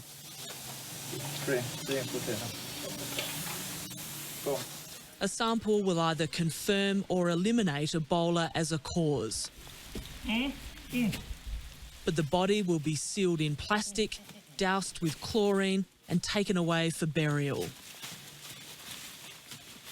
It's disturbing and confusing for the townspeople. Dodo hasn't experienced an Ebola death or any infections during this outbreak, and they don't want their town stigmatised. Since no, we have not got any person there. All right, ladies and gentlemen. So first, it was 11-year civil war where Sierra Leoneans lost, thousands of them lost their lives, and of course, hundreds of them lost their limbs. And so now it was Ebola, another deadly disease that took the lives of almost 4,000 Sierra Leoneans. And so this is the reason why we are going to talk now to one of the stakeholders of the country. We are going to give you his biography first before we talk to him. All right? All right, so we are going to talk to Ambassador Umaru Wuri. Ambassador Alhaji Umaru Bundu Wuri, affectionately known as Bon Wuri, is a symbol of respectability and stature throughout Sierra Leone.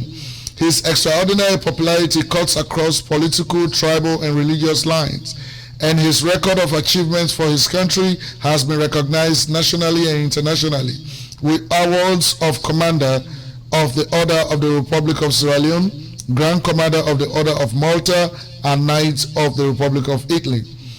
From humble beginnings in the Port Loko district in northern Sierra Leone, Ambassador Wuri went on to attain a bachelor's degree in geology from Edinburgh University in the USA, a master's degree from the International Institute for Area Survey and Earth Sciences in the Netherlands, and a master's degree in international relations from the University of Bedfordshire in the United Kingdom. He was recently awarded the Honorary Doctor of Business Administration from the University of Bedfordshire. Ambassador Wuri started his career in the Sierra Leone Civil Force in the late 1970s as a geologist in what was then the Ministry of Lands and Mines.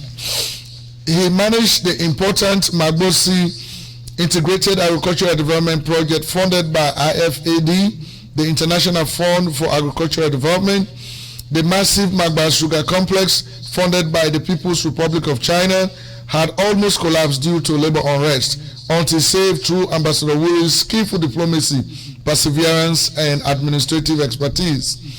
He served in over 30 countries as ambassador for Sierra Leone with multiple accreditations in Germany, India, Italy, Nigeria, Pakistan, Saudi Arabia, Switzerland, and Turkey, amongst many others.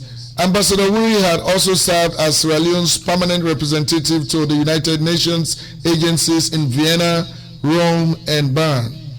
During his tenure in Nigeria, Ambassador Wuri negotiated the oil supply from which Sierra Leone is still benefiting today. Back in the country, he renegotiated the Bumbuna Hydro project with the government of Italy, providing a much-needed electricity for the nation.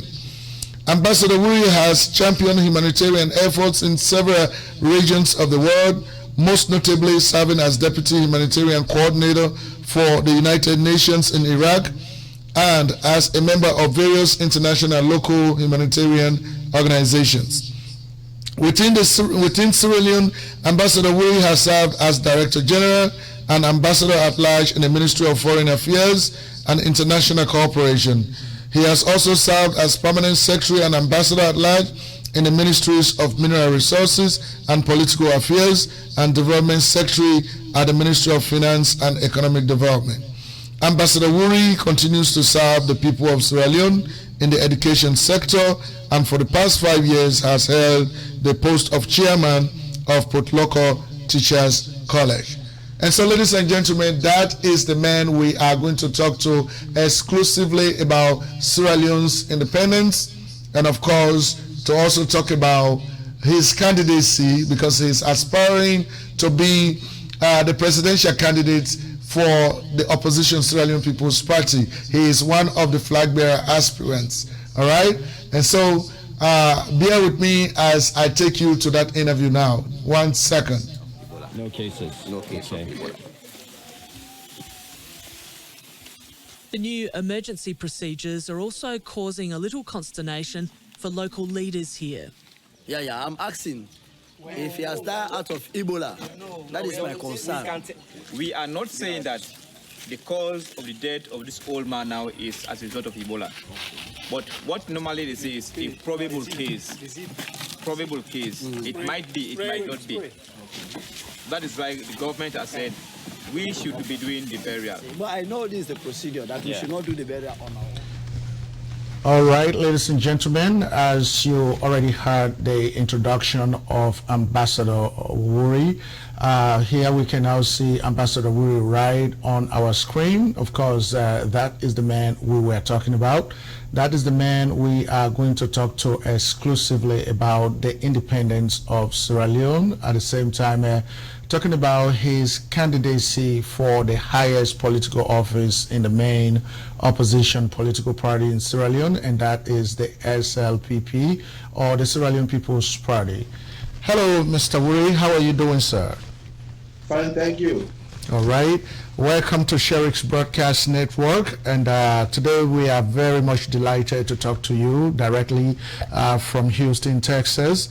You know, this past Wednesday was April 27th, which made Sierra Leone of 55 years after the country was officially declared as an independent nation from the British colonial rule. As a Sierra Leonean, how do you feel today, or what does this day mean to you? Well, the day to me means a lot as an individual, as a Sierra Leonean, because it gives us the opportunity to reflect the past 55 years, what has happened to us as a nation, and what we have been doing as a nation, and what we have not done as a nation, so that our country could benefit from whatever we try to do, especially our people. I think it's a very big day for us, because it was also the day our founding fathers thought it fit that we should be independent, so that we could carry our own selves and do our own things and build our nation. And that's what they expect us to do after they are gone. Right. Now, I could picture the founding fathers on my mind when they were in that negotiation room at Lancaster House in London in 1960, talking about Sierra Leone getting independence from British colonial rule. They must have been very optimistic about the future of Sierra Leone when they were in that negotiation room.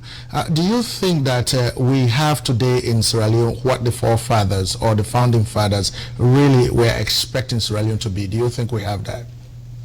I don't think so. I can give you two very short scenarios.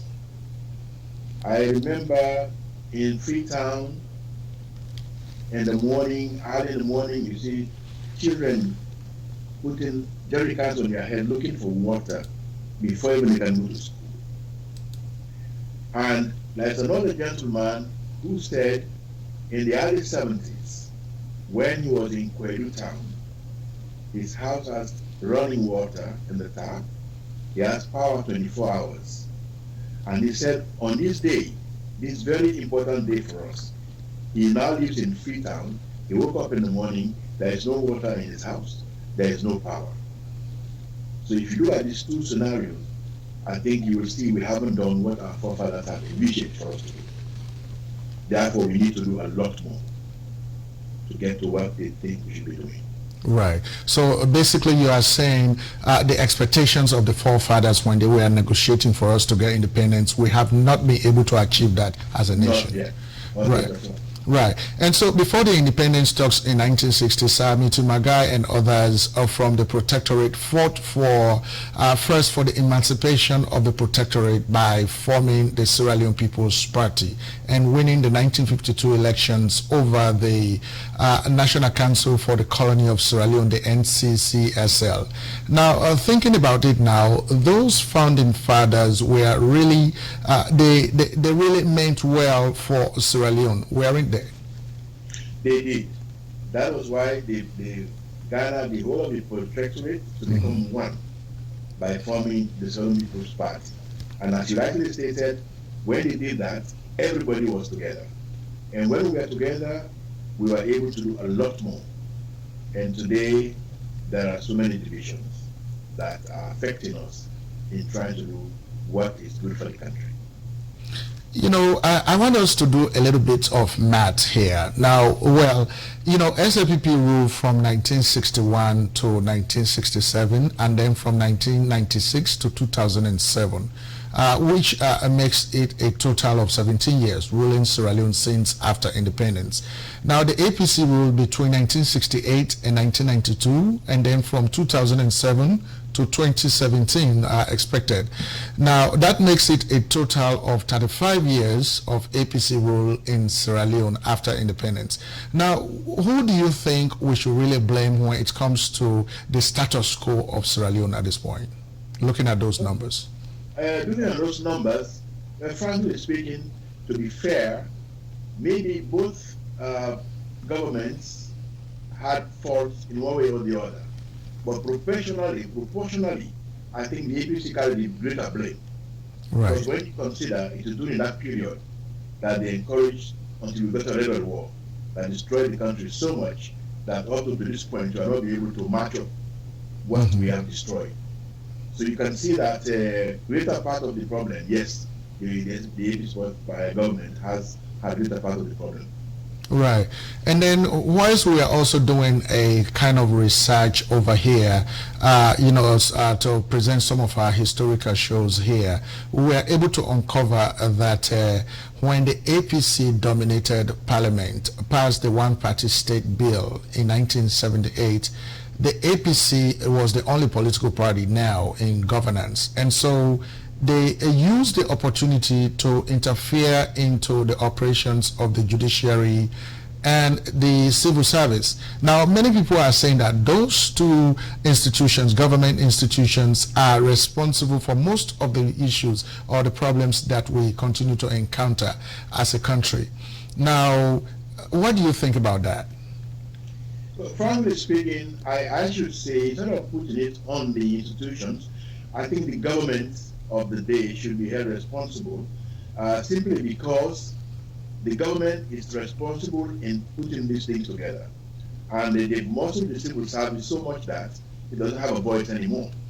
Right. I mean, in the past, a permanent secretary can sit down with the minister and say, no, this cannot be done, this cannot be done. But at this point in time, it's very difficult for a permanent secretary to even argue with the minister because the minister will say, I am responsible, I signed a contract with the president, and therefore what I say should stand. And so, and sometimes also they are posted. Some, you know, when they argue, they sent on leave or posted somewhere else. And so that has really disturbed the civil service, making them not able to really function properly so that they can give the proper advice they're supposed to give to government. I mean, look, for example, Brussels can look for 6 months without the government. And you don't even know because the institution there, the civil service there is working very well. But our civil service, I don't think it can stand for 6 months without the government to direct it, simply because they muscle it down.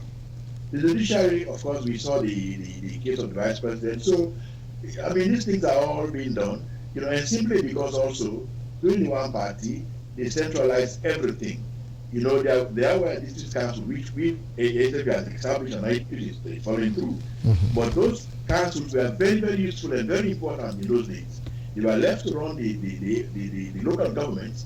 They supervise schools, they made feeder roads, they even provide scholarships for chiefdom children, you know, who are school going. So that work is no longer happening.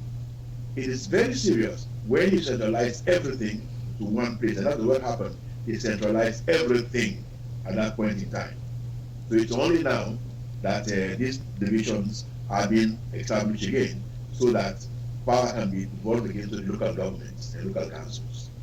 Right. And so, in other words, you are saying that the APC centralized everything. So, meaning that you have to come down to Freetown for everything.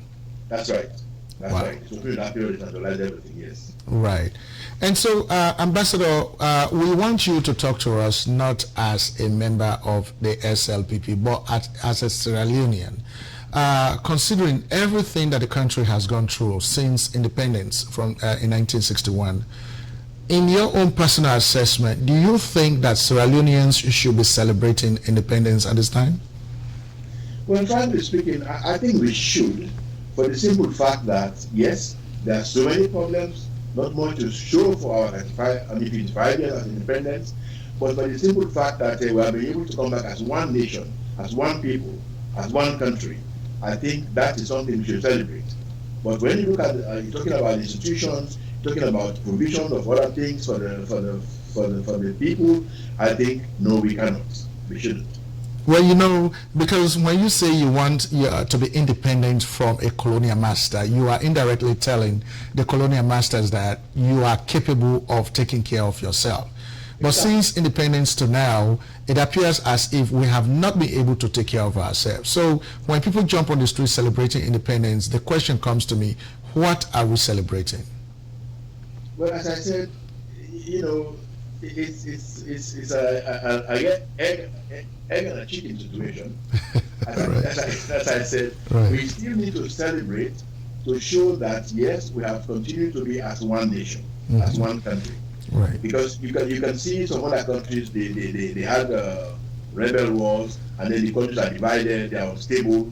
But we have been able to overcome all that and still be as one country. And we have also fought the Ebola, which was so serious, and we are still as a unit. So I think those are the kind of things we look into and then celebrate.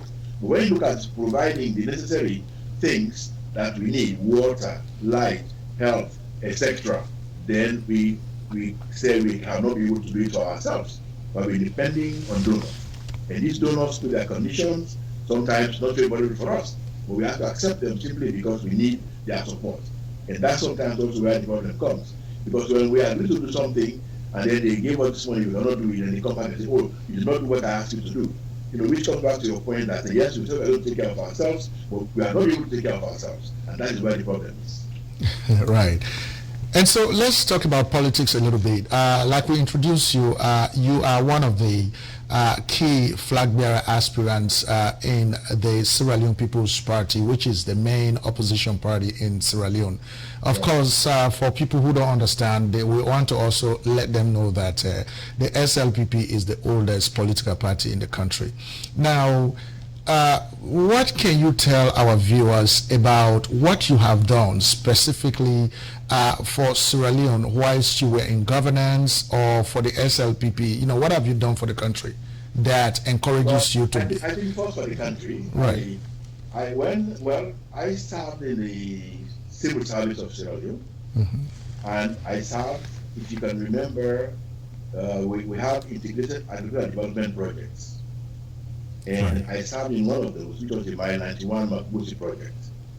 And it is the only project of all the 5 IDPs that have relics that government can still use today. For example, before you enter Mile 91, you can see those buildings. Those are what we did. Why other IDPs did not have something like that? I went to Malbas, which was also about collapsing because of the embezzlement. I rebuilt it, and it continues to work and function well. And it was during my time also, the Malbas was able to pay money to government for the first time. And I think after I left there, it hasn't. I went to Nigeria. When I got to Nigeria, that was where I started my diplomatic career as an ambassador or high commissioner. What I did was, the first 4 months, I was fairly busy when I got to Nigeria. And within 6 months, I was able to get the government of Nigeria and the government of Sierra Leone to get what we call a joint commission, which helped us in mining, trade, health, etc. And in fact, that Joint Commission also helped us, which brought the back of the medical school in Sierra Leone.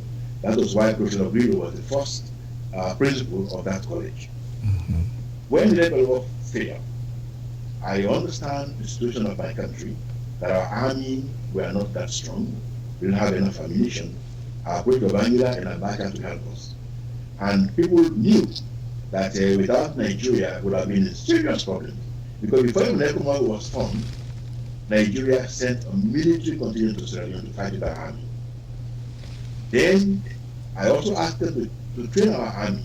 They were going to Nigeria, but it was costing us because we have to pay their tickets and give them allowance. I convinced the Nigerian government to provide training in Sierra Leone, and they formed the NACTAD, the Nigerian training team, which was in Due, training our soldiers. And my reason behind that was, one, to save money, and number two, for them to fight, to train in the environment where they have to fight. Right. And so I got Nigeria to be involved in the war and help us so much with that war that without them we would have been in serious problem. Then I went to Saudi Arabia, where I moved after Nigeria, and people can remember the RRR. I got the Islamic Development Bank to provide us necessary funds to help with the refugee crisis at that time, and the formation of the RRR itself. They also helped us in power. They helped us in food, medicines, all those things were sent. And then, as an ambassador, also covering Kuwait, I spoke to Kuwait because there was a program which was for this, the Tokyo Road.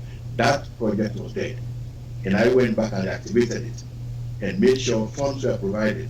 And that's why the Tokyo Road is going on. And so many other things, for example, the Bumuna project. The Bumuna project, Dr. Baya is still alive. When the government approached Italy, because of what has happened in the past, Italy wrote that they were not going to support Bumuna anymore. My president asked me to go to Italy. I went there and negotiated with the Italian government until I was able to convince them to help us finish Bumuna, and they did. Then, not only stopping that, they stopped giving us the rights they used to give us, which I also convinced them to give us back. And that first sale of that rice was the first sale money for NASIT. When NASIT was started, before the Libyan rice, also money was put into it. And of course, the German government helped us for the DDR, the TRC. And at the same time, even though Germany was very annoyed with us because of Calprin's issue when NPRC declared Patra non grata, they said they weren't going to support the ambassador to Sierra Leone anymore. But my going as ambassador, I was able to convince the German government to appoint an ambassador to Sierra Leone. And even when they closed the mission permanently, I fought very hard again to make sure the mission was reopened, and it's still there to remain an ambassador. I also, after the war, so many people don't understand that Sierra Leone was at peace. When you talk to people, they said, oh, the war. So what I did was, I convinced the German president to visit Sierra Leone. And he went there with 90 people. And when they traveled with the world press. Right. And so he spent 4 nights in Sierra Leone. They went up country, they went to Gundama, they went everywhere. That way, I believe, since we don't have to go to CNN and advertise that we are at peace, by the visit of those people, it shows the world that yes, although it's at peace, you can go there and nothing happens to you. Right. And so, as I said, this is a short time, but there are so many things I have done for the country that many people are aware of some of them. For the party, of course, Prince Allen, I have his letter. When he first gave us the building at Johnson Street, that goes to wherever, right. I was the first one that sent money for the foundation of the party building. Right. And even the current treasurer, Mr. Kanago, will tell you that it is Alfawuri and I, most times the most people that are willingly, when approached, provides assistance without even argument. And during also when Somalo became chair, we were part of the peace team.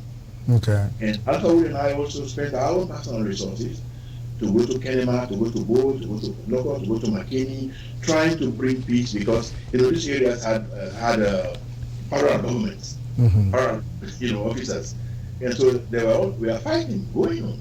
So we did that, in order to help the party to unite our people and to understand that divided we fall, together we'll do a lot more than individualism.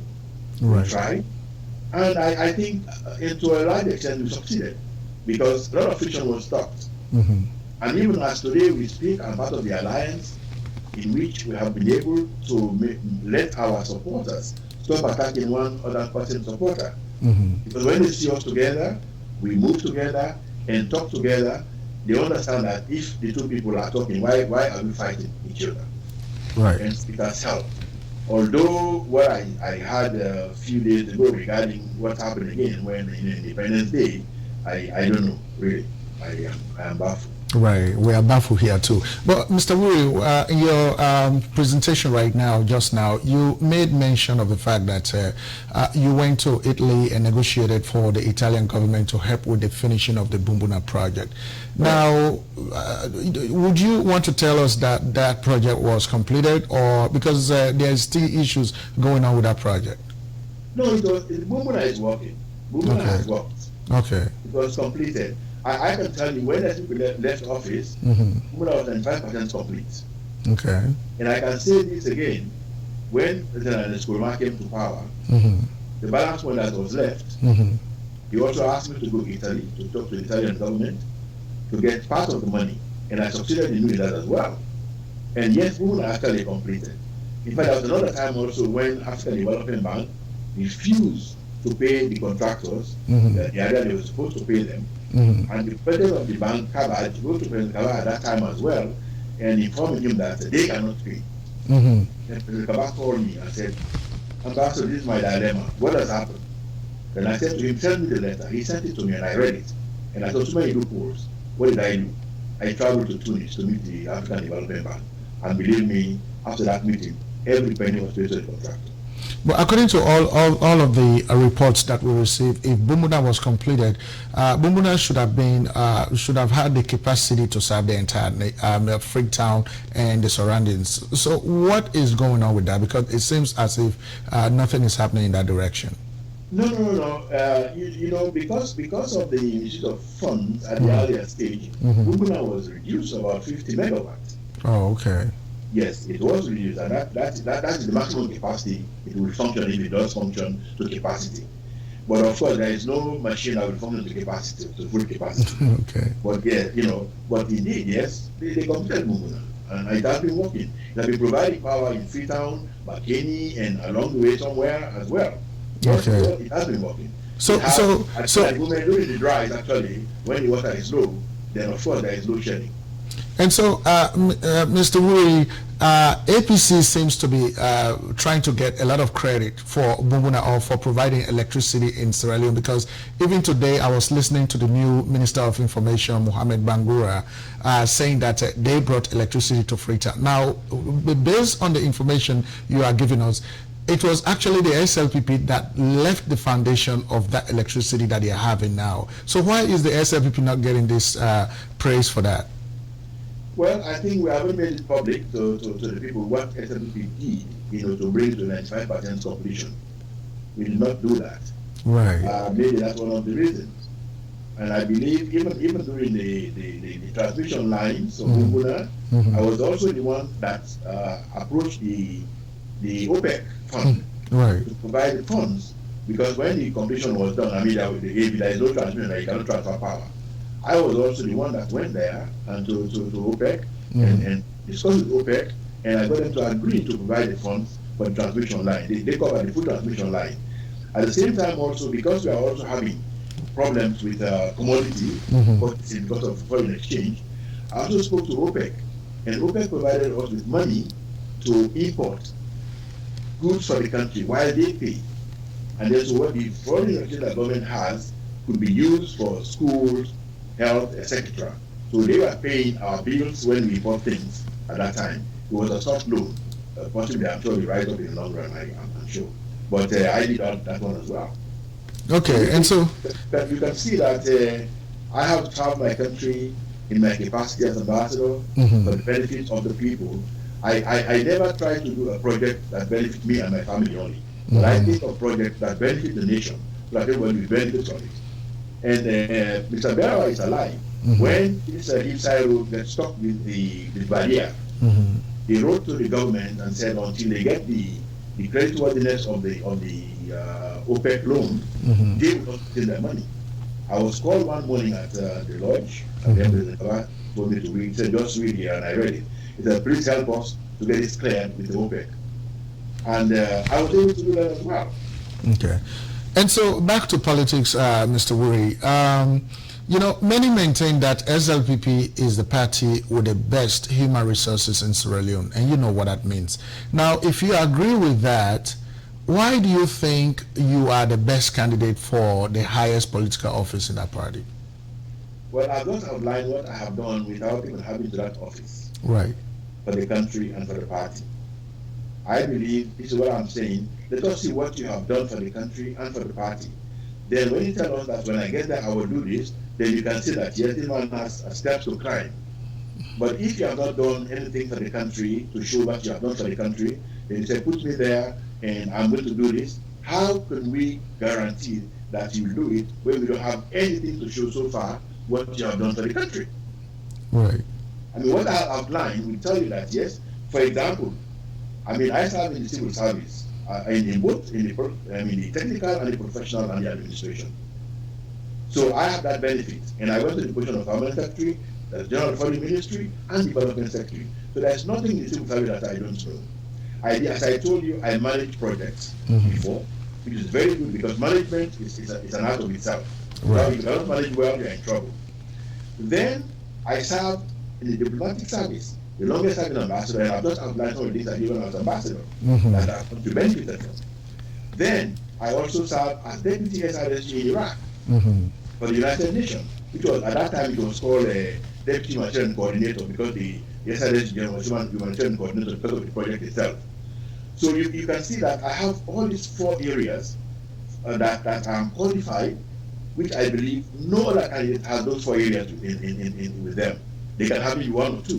I'm not talking about the civil service, which I know now needs revamping, and nobody can tell me what is to be done if I become president. You come to the diplomatic service, nobody can tell me.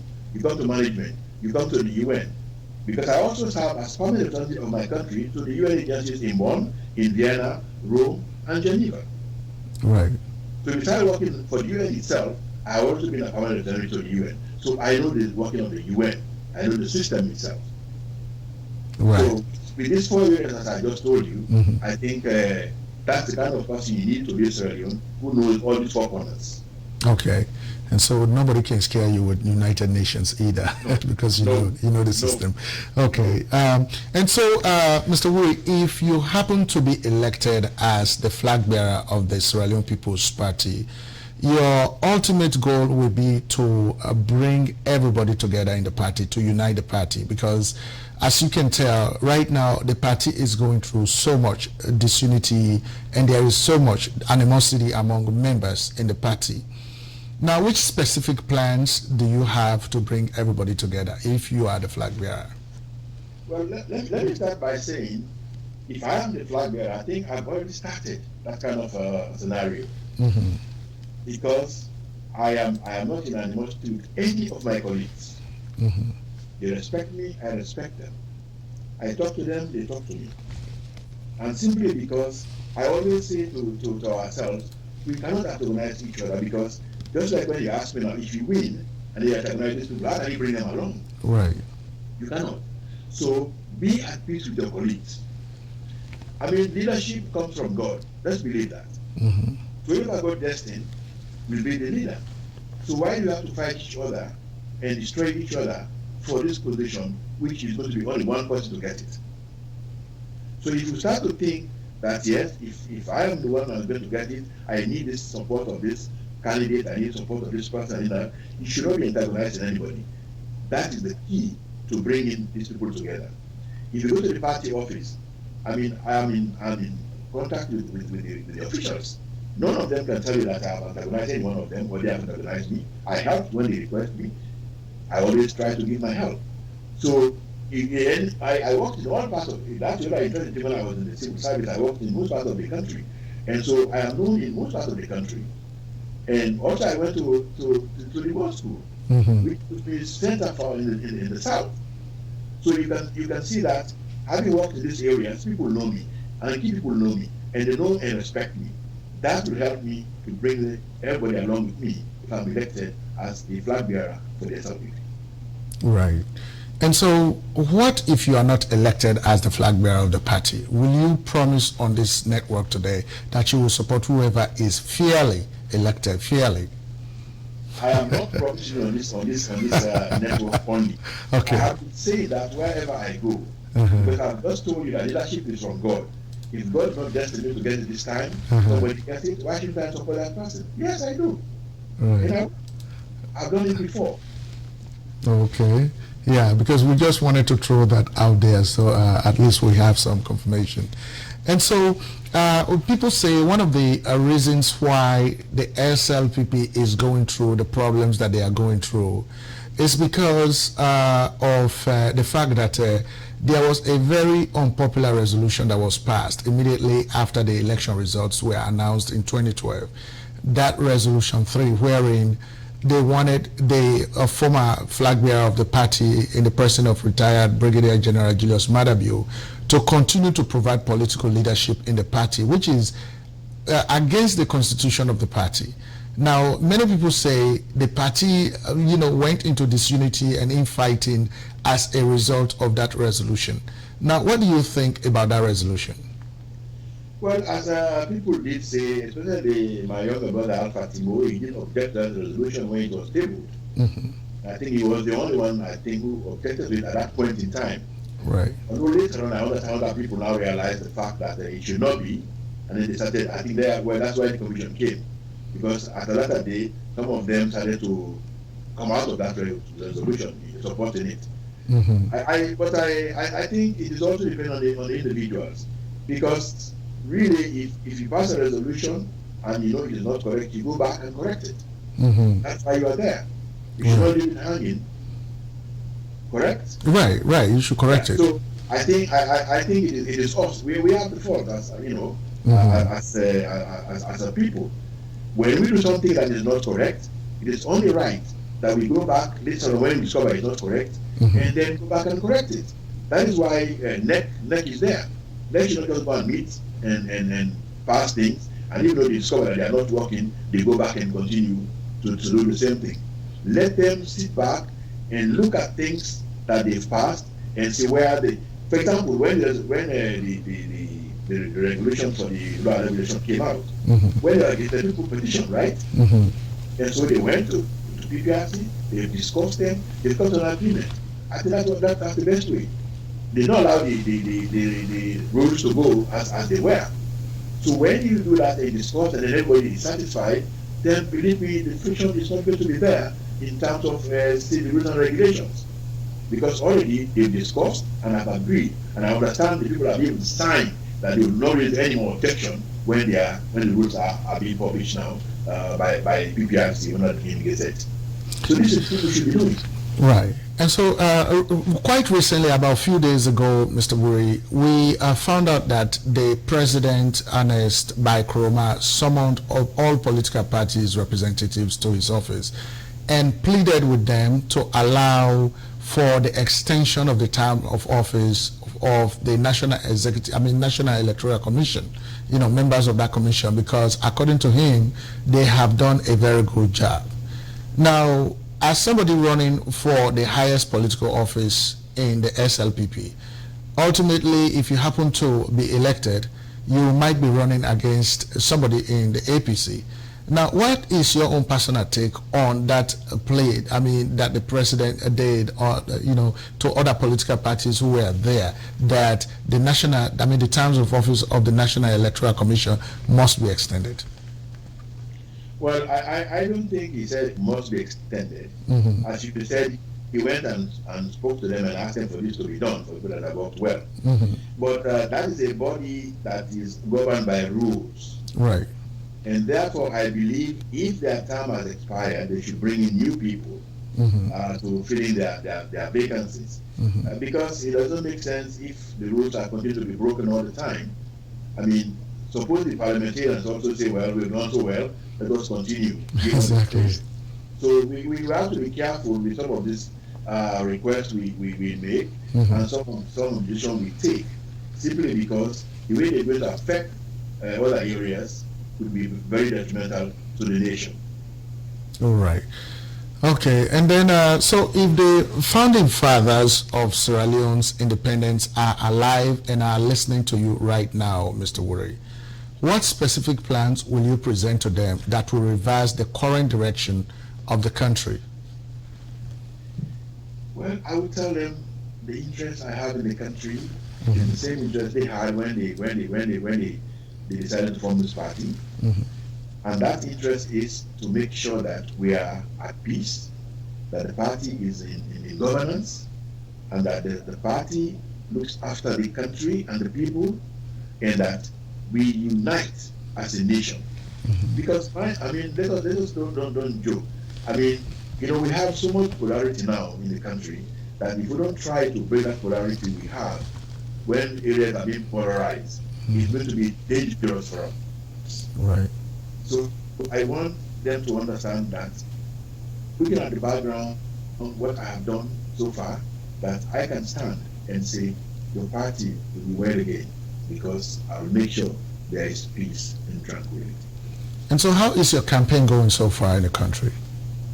Well, I'm a quiet campaigner.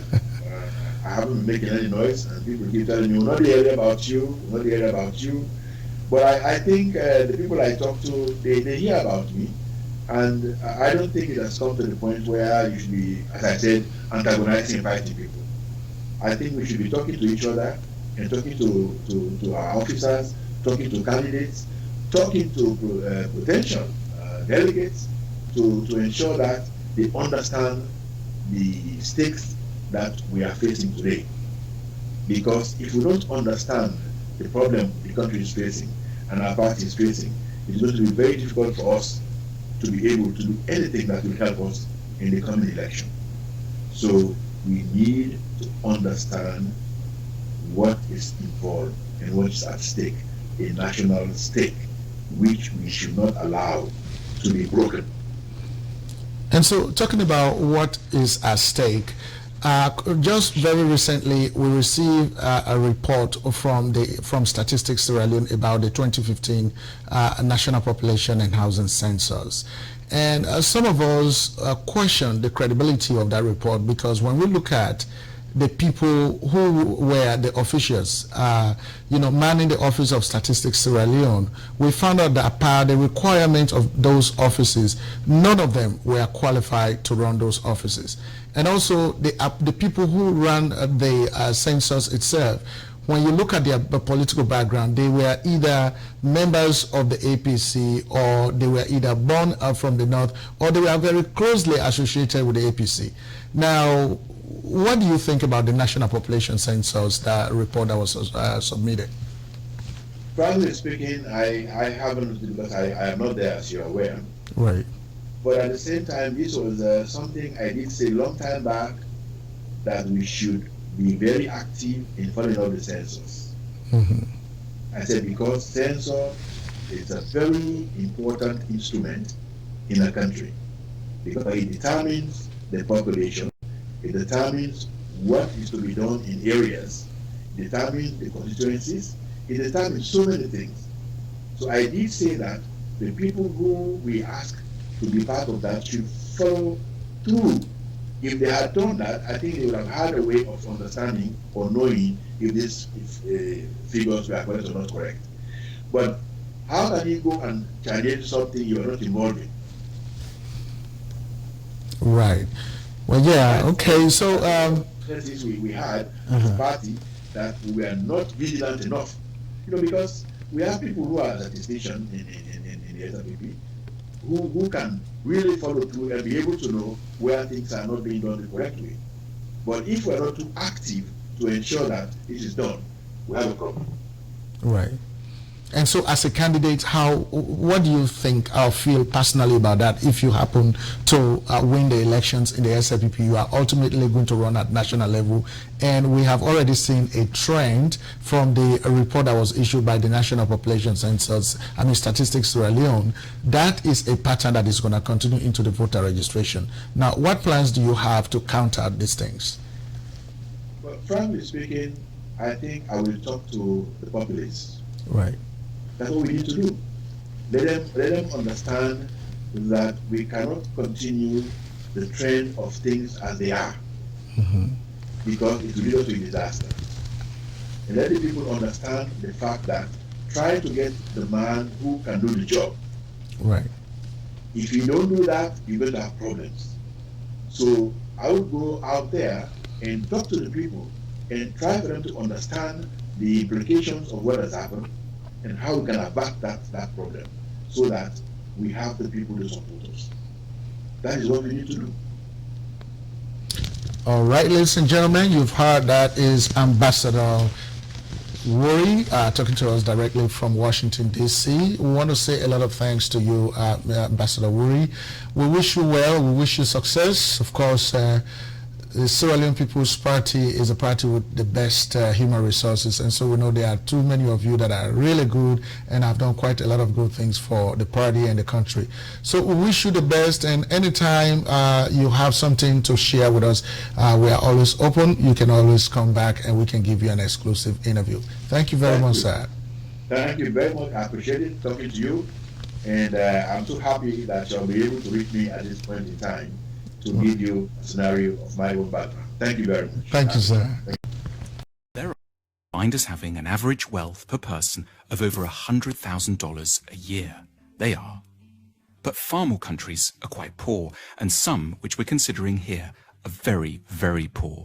These are the 20 poorest countries in the world, where the per capita wealth is under $1,000 a year, or under $3 a day.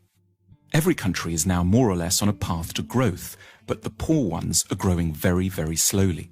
If Zimbabwe continues at its current growth rate, it will qualify as a rich country in 2,722 years. What we want to know in this film is why some countries prosper and others stagnate, so that we can understand what rich countries are doing right and get a better grip on the challenges and hurdles facing poor countries. There are basically three factors that determine whether a country will be rich or poor. The first is institutions. Institutions are beyond important. Broadly speaking, rich countries have good institutions and poor ones have very, very bad ones. The correlation between poverty and corruption is direct. The richest countries in the world are quite simply invariably also the least corrupt ones. And the most corrupt countries are also the poorest. When countries are corrupt, they can't collect enough taxes to get the good institutions they would need to escape the poverty trap. Half of the wealth of the world's poorest 20 countries goes into offshore accounts.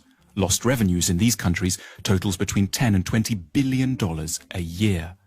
Meanwhile, without an adequate tax base, poor countries can't invest in police, education, health and transport.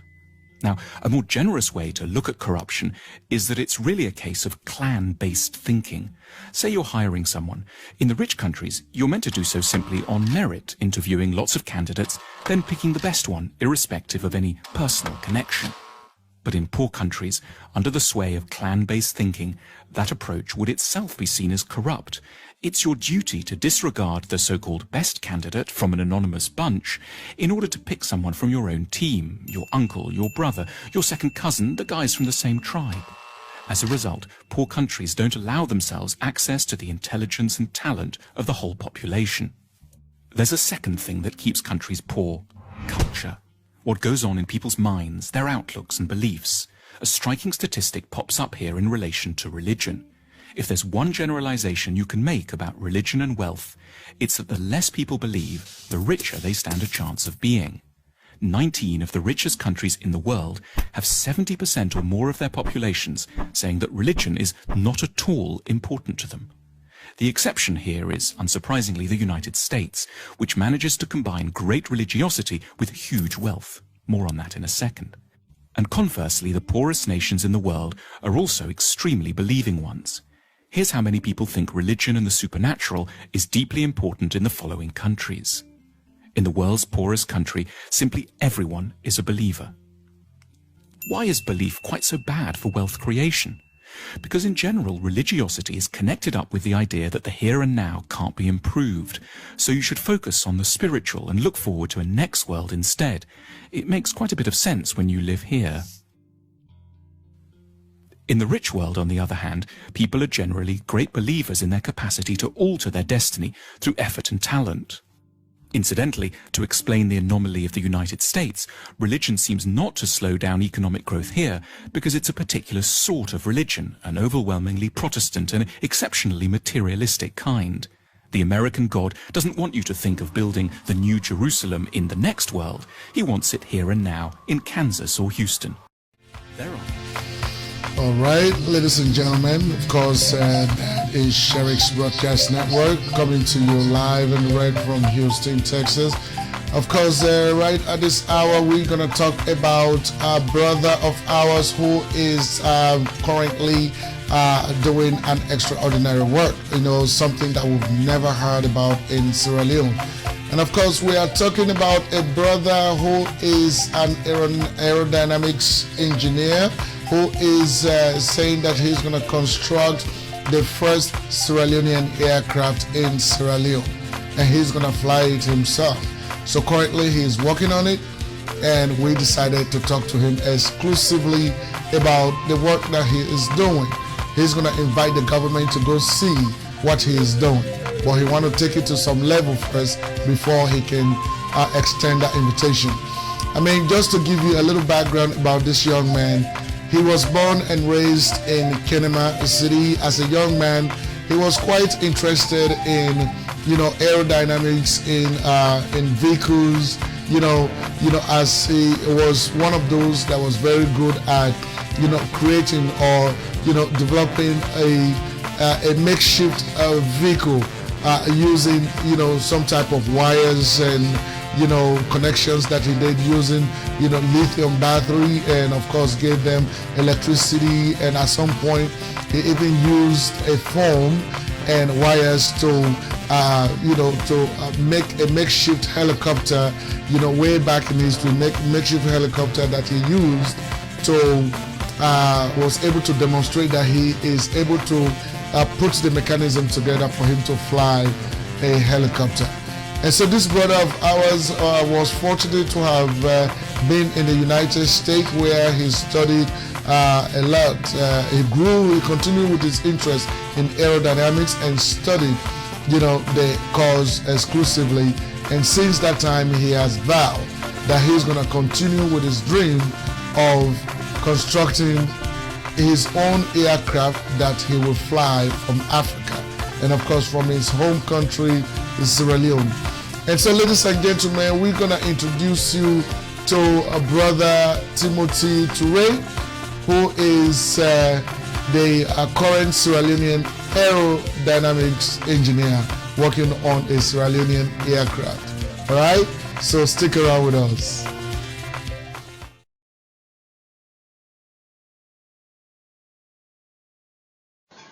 Hi, my name is Timothy, and I love to fly. When I was a kid, I used to watch the birds fly, and I watched airplanes fly. I developed so much interest in flying that I had a lifelong dream of building my own airplane, including my own engine. It had been my lifelong dream to build my own airplane and my own engine too, and that had led me to a series of research. Despite my background in the States where I grew up, it has been my hobby to build toy airplanes and aircrafts, and I also studied aerodynamics. With that background, I set out to build up my own aircraft.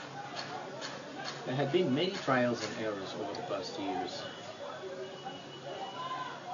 and now I'm ready to try again. And this time I've discovered a new thing, a new type of engine. Well, I couldn't say a new type because turbine engine has been in existence over the years, aircraft used in it. But the kind of turbine engine I'm talking about is new. This documentary is the beginning. It's just one of series of documentaries I will put together to really demonstrate the work that I am doing.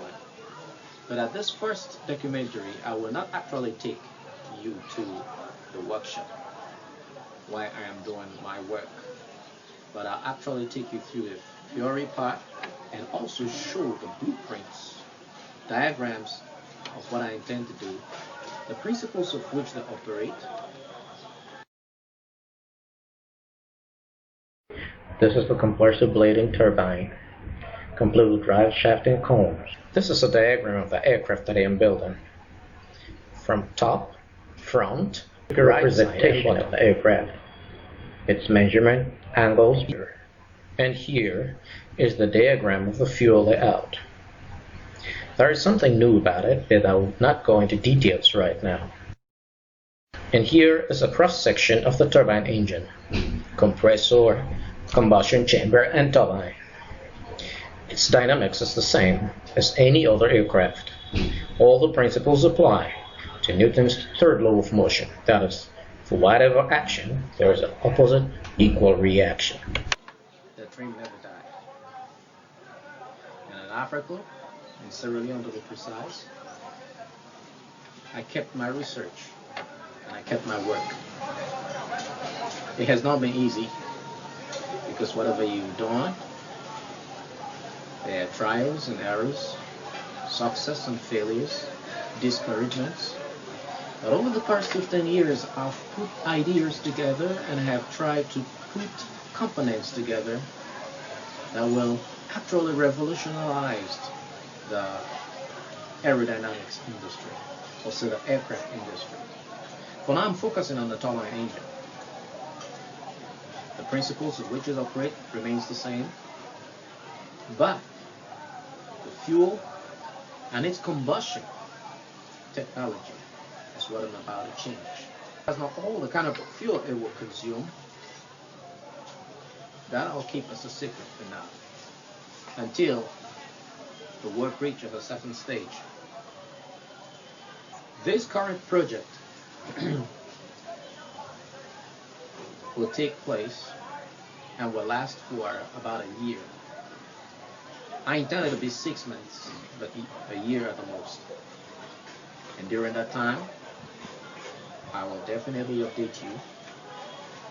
I'll definitely get those who are interested and those who like to visit to come over and see the work I'm doing. All right, ladies and gentlemen, that is Timothy Toure. Of course, we spoke to him yesterday, and so we are now going to bring you that interview that we had with Timothy Toure exclusively on his ambition to construct the first Sierra Leonean aircraft in Freetown, Sierra Leone. And so we invite you to watch that interview that we had with him yesterday. Right?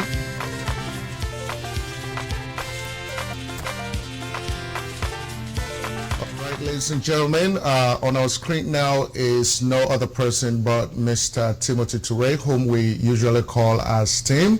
He's joining us today from Freetown, Sierra Leone, somewhere in a hidden location because of the nature of work that he is doing.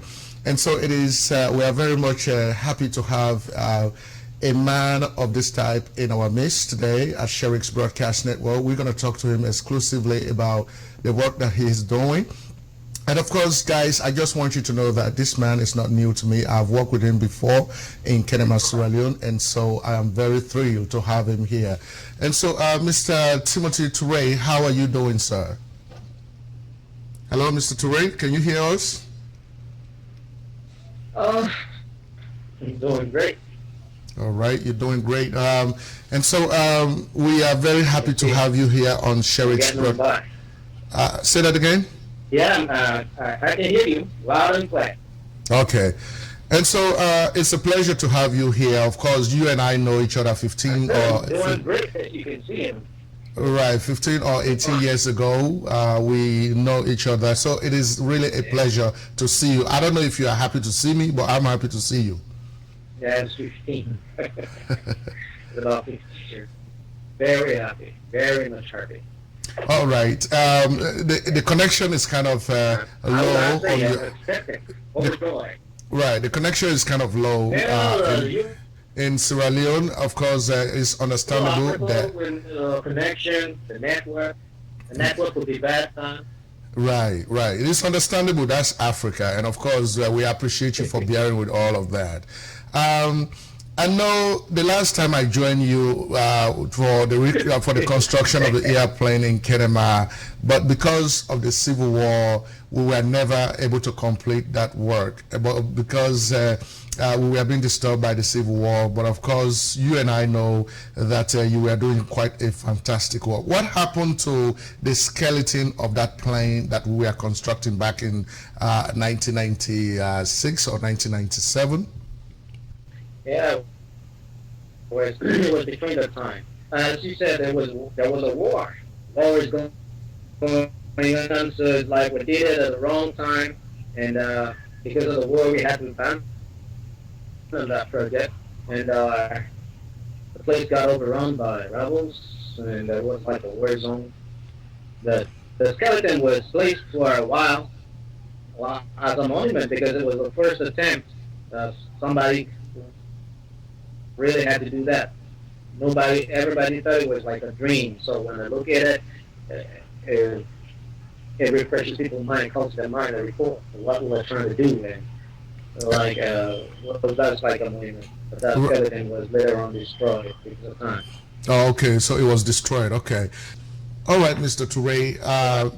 Quite a lot of Sierra Leoneans and other Africans might be thinking that you are daydreaming, or all of us who believe in what you are doing, they may be thinking that we are daydreaming about somebody, constructing an airplane in Africa.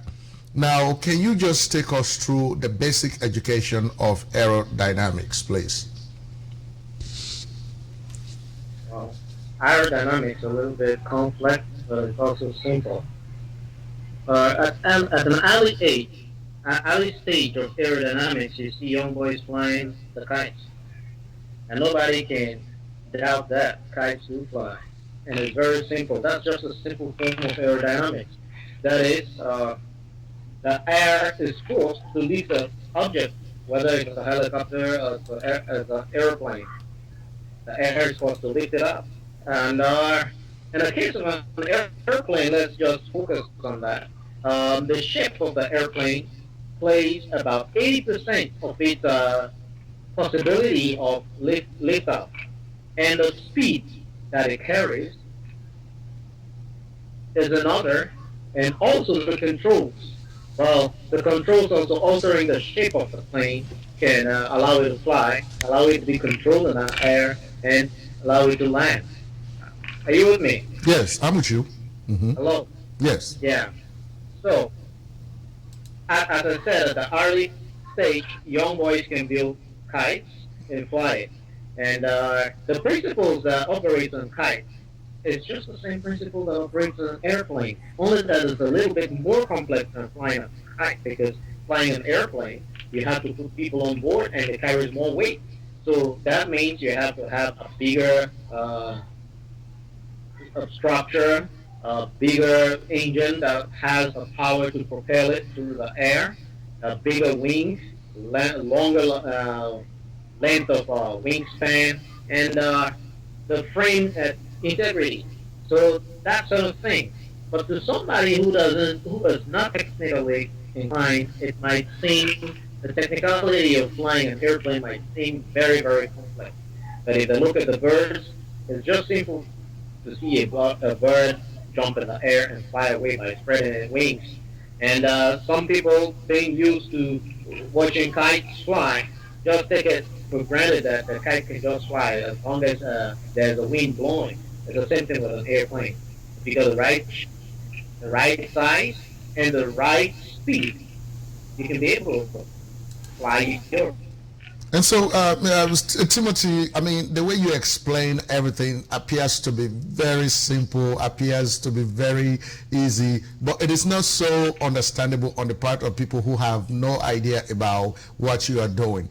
Can you tell us where you acquired your education and training as far as aerodynamics is concerned? Years I grew up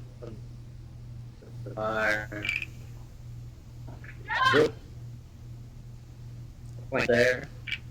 I had interest into aerodynamics there.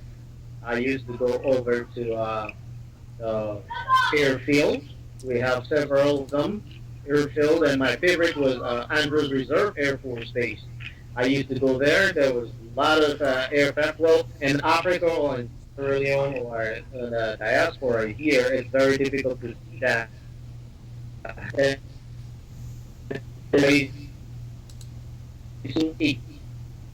Mm-hmm.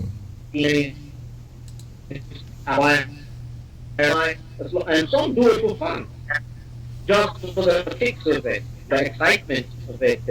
There's some single engine airplane, a double seater, or maybe a quadruple seater that they can use to train people, that sort of thing. So I grew up around that kind of environment.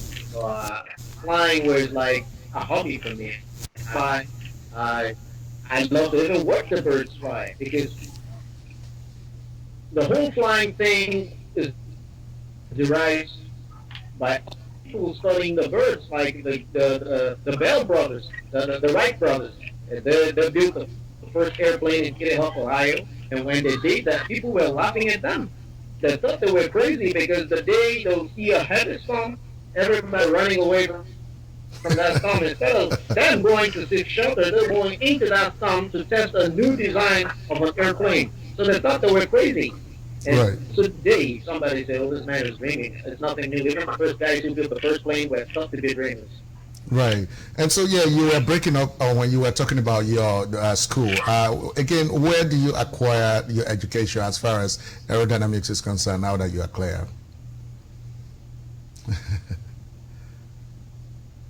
Okay. I grew up in my early years. I grew up in New York, Brooklyn, and I was school in Graham Bell. Okay. Right. Okay. And yeah. apart from my schooling, my interest, my hobby was flying. You know, people that some kind of school out piloting school there for 18 years, 16 years old kids. They can go there and learn how to fly, and you can actually, the environment there was very conducive for my hobby. So I developed that hobby there. And so, Timothy, now when I was with you back in the 90s, the late 90s, doing this work also in Kenema, I saw you design and build your own speeds, speeds for the airplane, up to 36 speeds, by just pressing a button, and you can see how the turbine engine will turn and all of that. How can you explain to us a little bit about what happens in the cockpit and how is that related to the engine?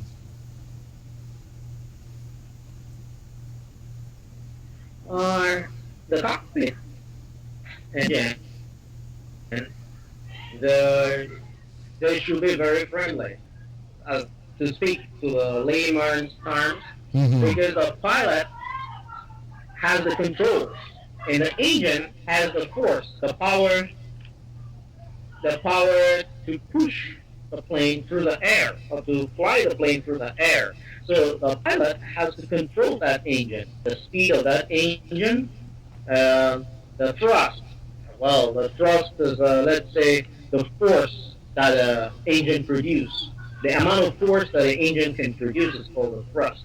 So if you're able to control the thrust, then you can control the speed of the plane. So that device is built with, yes, you're correct, you can remember, it was 36 speed.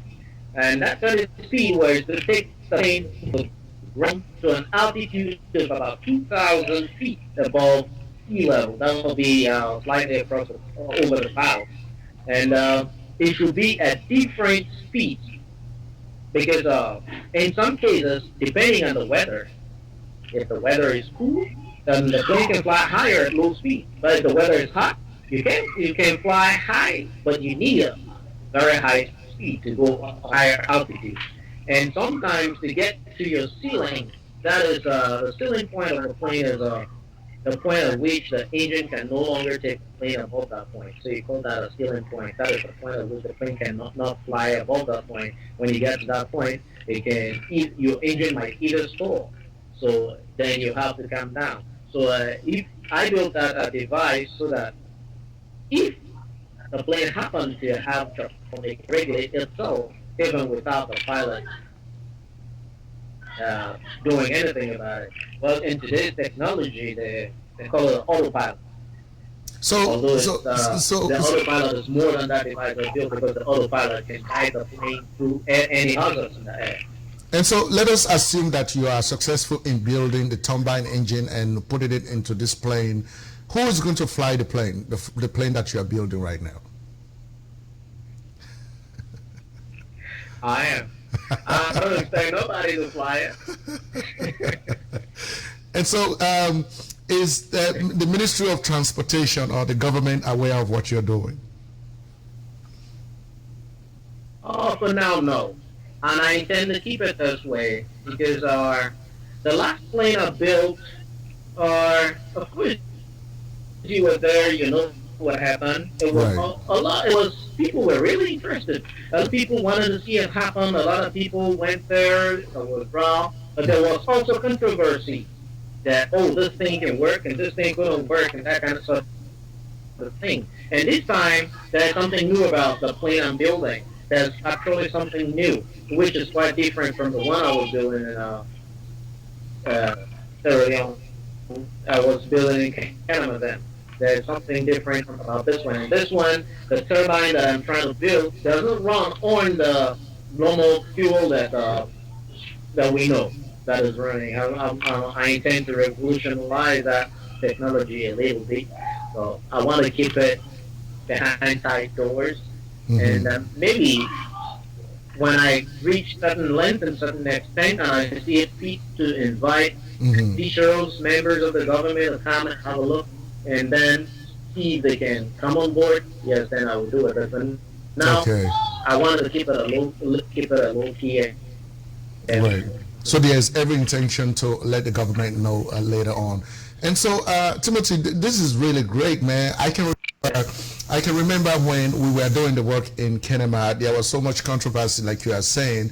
In fact, at some point, the local authorities, including the paramount chief, and they came and they took you and I, over to the paramount chief compound, and they questioned us quite a lot. We were able to convince them. Of course, the paramount chief at that time said, even if your plane did not fly, they were going to paint it and put it at an intersection in Kenema as a memorable thing.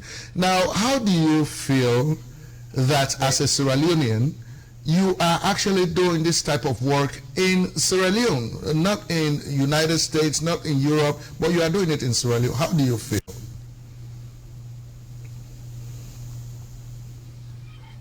One has to be happy. One has to be proud. Especially when you do what you like. There's a saying that when you do what you like, what you do becomes a game. Because you like to do it and you're best at doing it. So what I'm doing, I'm proud of it. I'm proud of what I'm doing. That is the reason why at the moment that I am starting this project, I'm not going out to people to ask for handouts. Because in the end, they'll expect more than what you can give. So I decided to do it as low key, but to ask my feelings about how I feel about doing it, I'm proud of it. Right. And so in case, I know you are not asking anybody to help you do what you are doing, but in case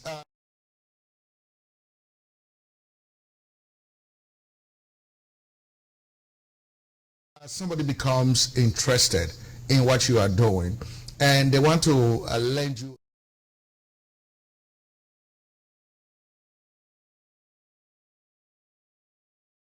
a helping hand, even though you might not want that, but obviously there are some good people around the world. They may want to help you, or they may want to be part of the history that you are making right now. what information do you have that they can use to get whatever they want to get to you? Either it is donation of cash, is donation of materials, equipment, or to actually have a conversation with you. What information they can use? As you say, if somebody wants to make a donation or a helping hand, or somebody is interested in what I'm doing and wants to follow it and see where it leads, that person will be welcomed on board in good faith.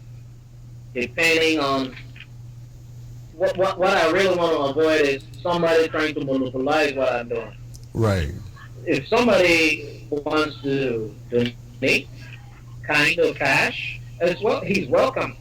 He's doing it willingly, and maybe he's not. He will be expecting something that is to say what I am putting my money into. I want to see reality of it, or sorts of that. But the person should realize that it is an ongoing process, and building an engine and an aircraft together is a really slow process.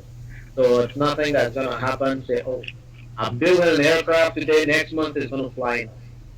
Right. But if somebody is interested, we'll set up a forum where that person will be able to contact us, and if he wants to donate, the person will donate, and whatever he thinks fit to provide us to enable us to further what we're trying to do, we'll welcome that and we'll appreciate it.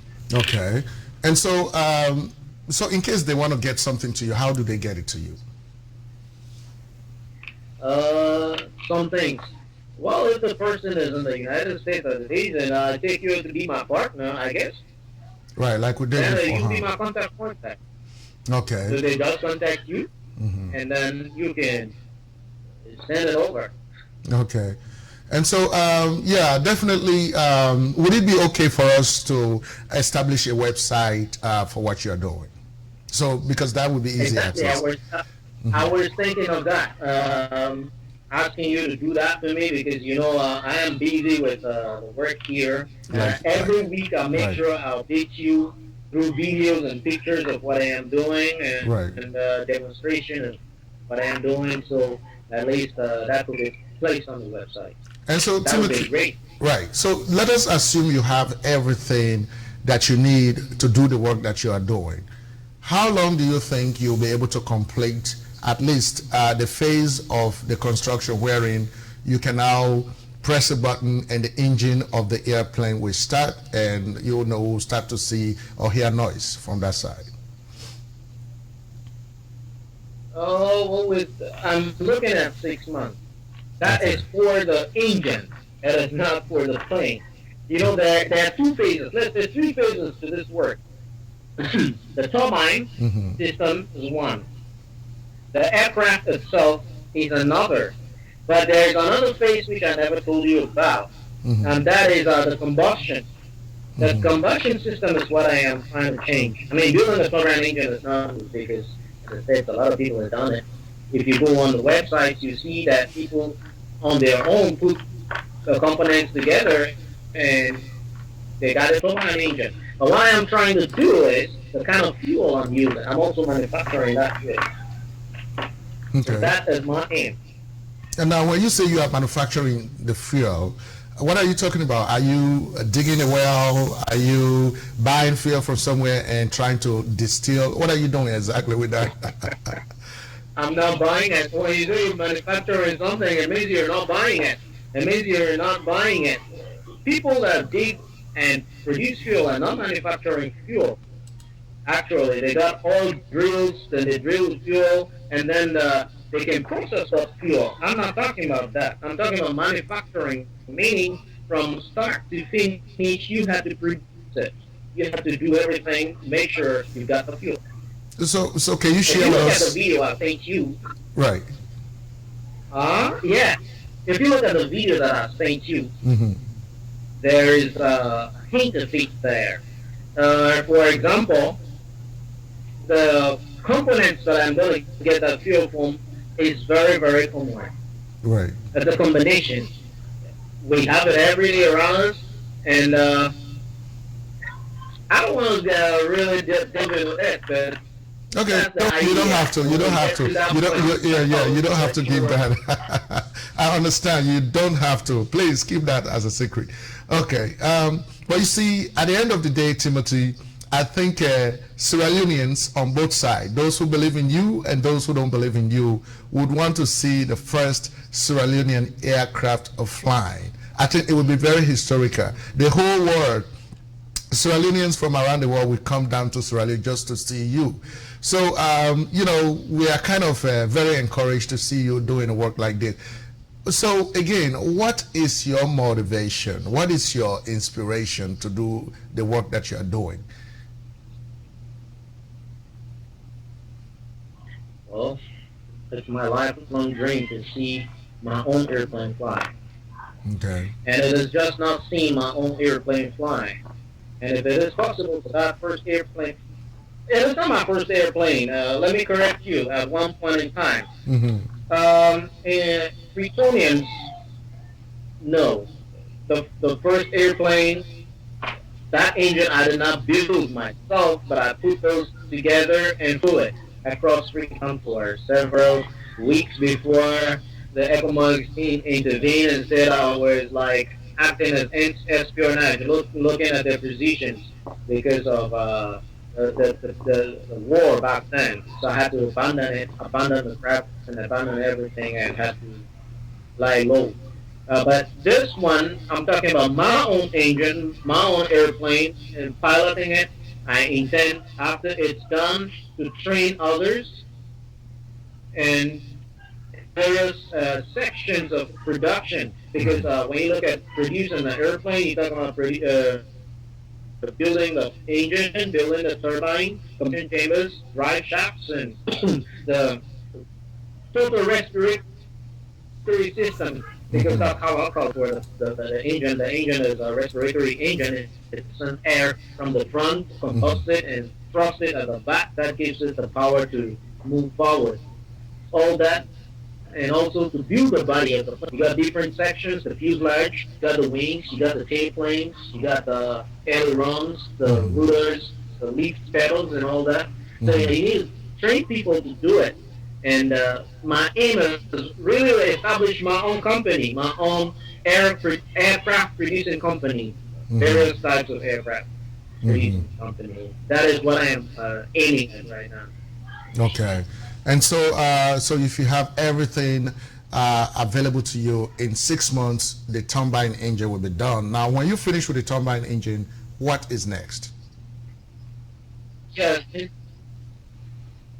When I finish with the turbine engine, the body of the aircraft has to be built. It has to be in an aircraft. That will take another 6 months exactly. I am working within a time frame of 1 year. Okay. And after that, there should be a test. It will be a private test, and then we'll make a public test, and then we'll have to do a display and try to see how far this plane can fly, cross the borders, and all that. Yeah, man, I know you're going to have a parachute sitting in that cockpit of that plane, huh?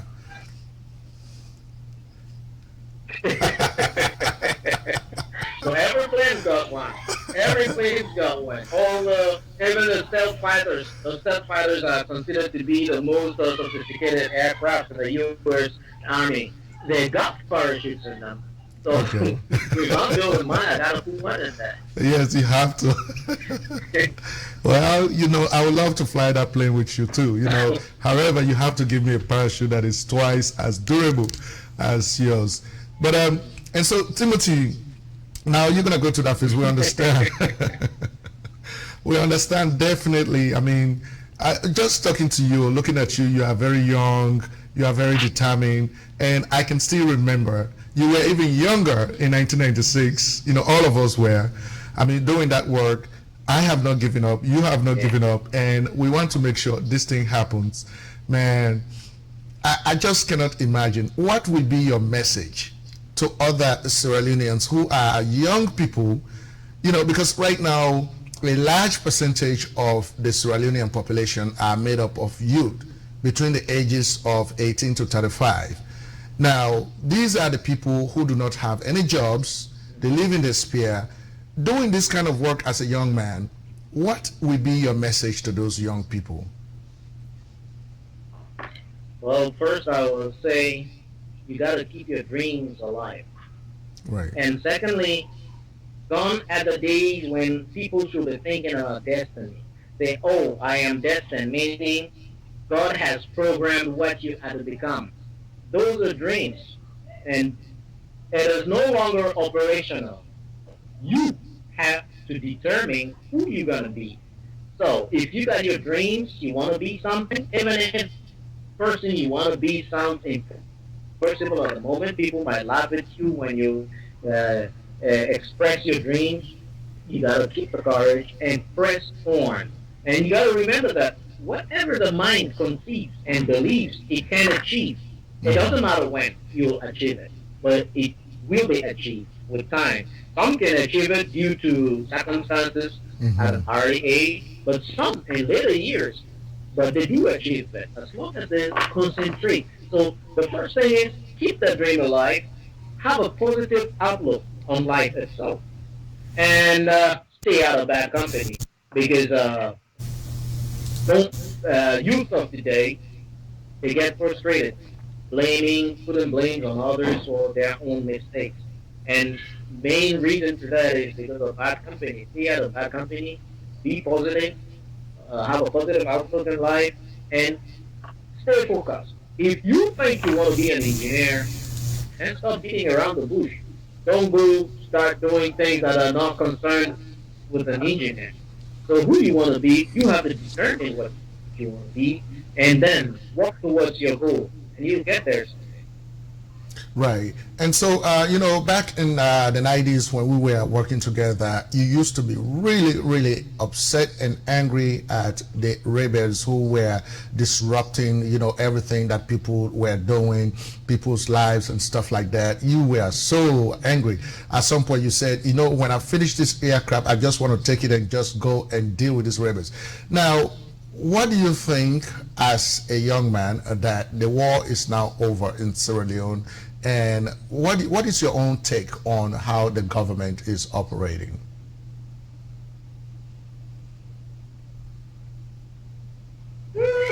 Well, I would say the government have tried their best, but for me to rate the government what they're doing, I think they're doing what they're cool, or what they had to do. Right. And everybody knows what that means. And doing what you got to do is circumstantial. Right. You got to do this because of this reason, and everything's got every excuse for whatever reason they're doing certain things. It is not in my place to praise or criticize some, but they're doing what they got to do because of whatever reason or whatever excuse they got. Okay, well that's good, man. All right, so Timothy, we definitely have to move this process forward. I think one of the quickest ways people can get to us is by going to a website that explains what you are doing. In case they want to make a donation, that they can make an online donation to your cause and it gets to your bank account, or they can donate materials and equipment over to you. But definitely the viewers here at Sherix Broadcast Network will be interested to continue to follow you, to see how far you are going with the work, what progress you are making. And so is that a possibility that you will keep coming back and give us updates? Exactly. I can do that a week. For now, you haven't actually seen the work because this is the first. But like a documentary I made, I might be making similar ones and forwarding them to you, taking pictures, and so on and so forth, as you can say. So I'll keep you posted and updated our project. And if we open up a website, try to stock it with everything that we got. So at least somebody who's a critic might look at it and say, oh, these people, they mean this. Right. I mean, from the videos that we have seen so far, I think people will begin to think, and even your explanation in this interview, people will begin to think that he knows what he's doing. And so, Tim, we appreciate you for coming. We're going to keep track. We're going to keep following you. You're going to have to be coming here to give us updates. But it was a pleasure to hear from you, to see you after almost 15, 18 years. Man, you still look great, So hopefully, you'll come back and talk with us. Thank you very much for everything that you are doing. Thank you. All right, ladies and gentlemen, that's Mr. Timothy Toure, who is currently constructing what is going to be the first Sierra Leonean aircraft, flying over Sierra Leone. That's the man out there, a Sierra Leonean who today studies in New York, Graham Bell Aeronautical Technology School. Thank you very much, Tim. Thank you. All right, ladies and gentlemen. Right, ladies and gentlemen, that was the interview we had with Timothy Toure, a Sierra Leonean-born aerodynamics engineer who is currently working on constructing the first Sierra Leonean aircraft in Sierra Leone. So all of us are thrilled. We are eagerly looking forward to successful completion of that work. Of course, like one of our paramount chiefs said way back in 1996 in Kenema, that even if that aeroplane doesn't fly, he would paint it and put it at one intersection to be one of our shows. So we are hoping that the airplane will fly, as our brother's dream is going to come to light. Of course, he believes in what he's doing. He's very confident. He's very comfortable talking about it. And so we continue to pray for him to succeed. Because like he said, the Wright brothers who founded how to make an aircraft started it that way, and everybody thought they were crazy. People were running away from them. But today, airplanes are all over the world. And so this is what this brother of ours is trying to do. So we appreciate him just for the courage, for the determination, and for the enthusiasm for him to do what he is doing. All right, ladies and gentlemen, so that is how we're going to come to the end of our broadcast for this week. We appreciate you for viewing us, for following our program, and for continuing to be here to support Sherix Broadcast Network. And of course, we are very much hopeful that you really enjoy the program and that you will come back next week to see what we are going to broadcast. And so to Sierra Leone and to all Sierra Leoneans, I wish you a happy 55th independence anniversary. And of course, as we always pray, that this anniversary will be a symbol of blessing and prosperity and development that will come to Sierra Leone. We pray that our leaders will be given wisdom by the Almighty for them to succeed in doing things the right way in our country. And so that's how we're going to end our broadcast for this week. Once more, I am Ibrahim Sharif. I have been your host here. And we're going to end it with Akma, Vanity. All right? Peace. Young Lee on the beats. Yeah, man. Dunia. You talking about the game. Let go. Shake body, loose body. Forget your trouble. Dance for me. Make you no cry. Jolly, jolly. Waiting God say go be, surely go be. So I worry, baby no worry, take am easy, suffer, life no wire bad. This life, hey. Vanity. When you yakba zotena, vanity. When you tawa zotena, vanity. Say the money you get now, vanity. Vanity. Hey, vanity. Ose moto kana, vanity. they kill you company for vanity? Why you want gain the old one for vanity? You they kill you company slowly. You they stab a nine back. Before he face you smile to her. Yeah, bo. Dunia fool. Papa God they see you. How you walk now so he they kill you. So why worry? Baby no worry. Take a easy. Saful. Life no I bad. Oh na. This life, hey. Where you yak basote na vanity. Where you tawa sote na vanity. Say the money you get na vanity. Vanity. Hey, vanity. Ose moto kana vanity. Yeah man. We told the property. We told the property. And only Ikishi. Who say you they care them way to die? Always want for see me they cry. Epo. Hotel man a weather. Hotel man quick for change. Papa God they see you. How you walk now so he they give you. So why worry? Baby no worry. Take a easy. Saful. Life no I bad.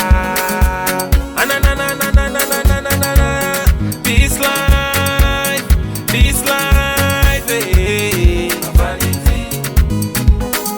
Where you yak basote na vanity. Where you tawa sote na vanity. Say the money you get na vanity. Vanity. Hey, vanity. Ose moto kana